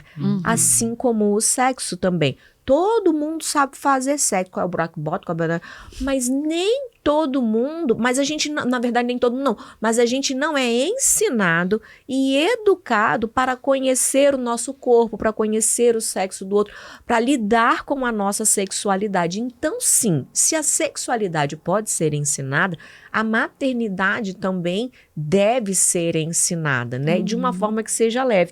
Então, eu tava com isso desde o começo. E aí, aqui agora, eu acabei de abrir o livro. Então, eu tenho o meu, vou te dar o meu livro também, que é o Bem Resolvida. Isso. Mulheres Bem Resolvidas. O manual da mulher. Manual não, né? Como ser uma mulher bem resolvida. E eu vou... Aqui, ó, você dedicou o seu livro aos seus filhos, os seus descendentes, para Theo e Gael. e eu dediquei o meu aos meus pais, a minha ancestralidade. Ah, que legal. E aí, logo dentro do sumário, você fala sobre o que é a inteligência parental e você coloca 3 pilares: conhecimento, autoconhecimento e relacionamento. E eu, dentro do meu livro, eu tenho os mesmos pilares: autoestima, que é o próprio conhecimento. Eu falo sobre sexualidade e, obviamente, eu falo sobre relacionamento. Então, não tem como os 2 assuntos estarem mais ligados e conectados, né? Do que a maternidade e tem tanto a assunto legal que a gente pode falar, né? Muito legal, Incrível. cara. Na hora que eu abri, aqui eu achei muito legal. Vou autografar eu e vou fazer também, eu sua não assinei ainda. dedicatória aí. Fica aí o meu livro de presente, onde eu conto um pouquinho a respeito da minha história aí no começo. E eu abordo esses 3 temas que acredito que são os temas que fazem de uma mulher bem resolvida. Autoconhecimento acima de todas as coisas. Na minha área, saber lidar com a sua sexualidade. Na sua é saber lidar com a sua maternidade. E os relacionamentos. Não tem como a gente ser uma pessoa plena e realizada na própria vida se a gente não sabe se relacionar com o outro. E a pandemia veio para mostrar pra gente que a gente não sabe viver isolado. Verdade. E relacionamento, Definitivamente. relacionamento com pai, com mãe, com filho, com E cônjuge, consigo. com colaborador, com Relacionar-se chefe, si com todo mundo. próprio. São relacionamentos. Eu falo de relacionamento conjugal. Você fala de relacionamento da parental, né? maternidade. E eu queria falar, né, que quando foi... eu fiz despretensiosamente o perfil da Psimama, era um hobby. Em 2016 que eu fiz. Em 2018, as pessoas começaram a pedir para eu lançar um curso. E eu fiz porque o pessoal pediu. Então, né? olha, você já vai aproveitar agora esse momento. Aquela câmera ali é toda sua. Dá o teu recado do Vou teu dar. livro, do teu Vou e-book, dar. do teu Redes curso. sociais. Deixa Vou as falar suas tudo. redes. Pode falar lá. Mas aí, quando foi 2018, eu lancei esse curso, eu vou já falar. Só que em 2019, eu comecei uma sociedade com uma pessoa. E aí, então eu não conhecia nada de internet, nada. Eu com um filho pequeno, né? Meu filho tinha 2 e 3, então eu entrava para fazer o trabalho e sair. E aí eu comecei uma sociedade e essa pessoa falou assim, ó, tem uma pessoa aqui para você se inspirar. E aí mandou o seu perfil, você tinha acabado de fazer 1 milhão de seguidores. Uau. E aí eu falei assim, Felipe, quando que eu vou, na minha vida, conseguir ser igual Kátia? Jamais. E ele, não, você vai conseguir tal. Eu falei, eu não quero, não vou. Até teve uma época que foi uma pressão muito grande. Eu falei, não vou ficar. Aí esse Felipe é o mesmo ou outro Felipe? É outro Felipe. Outro Felipe. Aí eu falei, eu não acreditava mesmo. Eu falei assim, não vou ficar trabalhando querendo ser Kátia Damasceno, não. Vou ser Nanda mas assim, tava ali, né? E aí depois, hoje a gente tem 3,6 milhões de seguidores. Uau. Na época era uma coisa pra mim, né? Continua, né? viu? É muita Não, gente. continua. Que eu nunca imaginava. E sempre foi uma referência. Então, assim, por exemplo, vai fazer vídeo de venda. Aí hoje a gente é muito amigo do Leandro Ladeira, né? Que foi seu parceiro há muito tempo. E aí eu falava pra sair assim, eu falava, um dos meus sonhos é eu estar grande a ponto da Kátia me convidar pra ir. Não é eu ficar caçando. Olha que É ela me chamar. sensacional. Então eu queria que você soubesse, assim, que é uma realização obrigada. profissional, tá aqui a seu convite, e não porque eu fiquei caçando, assim. Eu não tava procurando, porque a gente tá numa outra fase agora. E na hora que falou, a Kátia perguntou, eu falei, sim. Quando? Que legal. Eu não estava em São Paulo essa semana, cheguei, né, peguei o voo 5 da manhã e vou pegar outro voo agora de volta. Eu vim só para gravar com Nossa. vocês. Deus, Nossa, quanto obrigado. Tamanha realização. E dá essa aula pra gente, uma né? aula muito Realização, obrigado, muito muito obrigada, obrigada. Nossa. Foi Mas deixa ela falar antes da gente rasgar a seda final dela não, aqui. Nossa, eu tô aqui. Então, olha só, eu tenho 2 cursos, na verdade eu tenho um que é uma assinatura, que é o curso para pais e mães. Então é uma assinatura R$ 29,90 por mês, né, menos de uma pizza por mês, para você acessar passo a passo. Então a proposta do meu método é uma coisa que chama de reprogramação parental. É você aprender uma coisa por dia que você vai mudar. Não é mudar uma cacetada de coisa de vez, não. Você muda uma coisa, espera o resultado daquilo na sua vida, sente a mudança, gostei, muda outra coisa. É uma coisa lenta. Não adianta querer fazer um negócio rápido. Mas as mudanças, elas são grandes. Então, por exemplo, a gente ensina lá uma coisa que vai fazer você se comunicar melhor com a sua criança. Na mesma semana, você já percebe sua relação com a criança mais leve, sabe? Então, isso vai te motivando a continuar. Então, eu tenho essa assinatura, chama Psimamaflix. Não sou muito criativa no nome, mas tá bom. E o outro é para profissionais, é uma pós-graduação para quem já lida com crianças, seja pediatra, seja psicólogo, terapeuta ocupacional, fisioterapeuta pélvico, tem um monte, né, que lida com desfraude. Então, para você conseguir fazer um atendimento mais respeitoso, mais acolhedor, né? E também a gente ajuda no marketing digital, que, né, aproveitando que a gente tem esse conhecimento. Então, para a pessoa construir a clientela dela, né, conseguir fidelizar, ter um atendimento inesquecível. E para essa pós-graduação também para mães em transição de carreira, né? Pais em transição de carreira. Gente que depois da maternidade, depois da paternidade, decidiu que quer trabalhar a partir de casa, quer ter mais tempo com os filhos, né? E qual é a profissão? É de reprogramador parental, ajudar as famílias na reprogramação parental delas. Então, você aprende a profissão, aprende a se colocar profissionalmente, aprende a precificar e aprende a fazer o seu tempo valer mais, dependendo da quantidade de experiência que você tem, porque você vai atender a família na reprogramação parental e depois você vai fazer um grupo de mentoria de pais que foram reprogramados que querem fazer a manutenção. Depois de um tempo, você vai ter a agenda cheia de mentorias. Sim. E a sua hora vale mais na mentoria do que no individual. Então, a gente vai te ensinando a fazer a sua hora valer cada vez mais, né? E construir uma carreira com isso. Então, transição de carreira também. Então, qual é o perfil? A gente vai deixar aqui na tela. Vamos deixar em tudo. @Piscimama. @Piscimama. Sensacional. Esse foi mais um episódio do DR Boa com Nanda Perim, que foi, assim, inesquecível, emocionante e inspirador. Se você ainda não segue o DR Boa e está nos assistindo aí pelo YouTube, já clica aqui para seguir, deixe seus comentários, suas dúvidas. Segue Nanda nas redes sociais dela. Que incrível a oportunidade que nós tivemos e que vocês aí de casa estão tendo. Se vocês estão nos assistindo pelo Spotify, já dá as 5 estrelinhas aqui, clica para seguir no Spotify. E o principal, pega esse link, seja no Spotify ou no YouTube, onde você estiver nos assistindo, manda em todos os seus grupos de WhatsApp. Quem está querendo ser pai e mãe, precisa ouvir. Quem já é pai e mãe, precisa ouvir. Quem não quer ser pai e mãe, precisa ouvir também. Esse é o tipo de conteúdo que qualquer pessoa precisa e merece, acima de tudo. Muitíssimo obrigado. Obrigada a vocês pelo convite. Que episódio sensacional. E volto quantas vezes chamarem. Pode chamar que eu volto. Para mim, eu cancelar a agenda todo dia, já deixava também. aqui um curso de imersão DR Boa, vai que se mama. Só DRs boas. Não, olha, eu para me deixar sem palavra é muito difícil.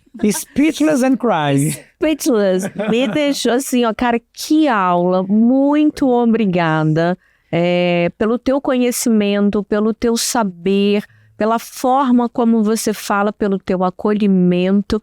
E muito obrigada por me deixar saber que eu faço parte da tua história sem que eu saiba. É importantíssimo. Isso é muito importante, porque muitas vezes a gente faz um post, e que o post do qual ela está falando foi quando eu tive a minha depressão, foi tão despretensioso, e ele ajudou tantas gente, tantas pessoas, e até hoje eu escuto feedbacks, sabe? E você imagina, assim, você me ajudou, e aí eu saí da cama e eu ajudei um monte de gente com o meu trabalho. Então, indiretamente, além das pessoas que você ajudou no seu, você ajuda as pessoas que você ajudou, né? As pessoas que você ajudou ajudam pessoas. Então, é a progressão geométrica. Deus abençoe aí o seu trabalho, o nosso de vocês trabalho. Obrigado. Que a gente possa continuar fazendo isso. Muito, muito obrigado. E vai ter volta. Sim, eu volto. Nanda é necessária para o mundo e necessária aqui para essa bancada. Vai voltar, com certeza. Muito obrigada. Meus amores, a gente vai ficando por aqui. Aquele super beijo para vocês toda terça e quinta, às 19 horas. Nós estamos aqui no YouTube te esperando. Tchau, tchau. Valeu.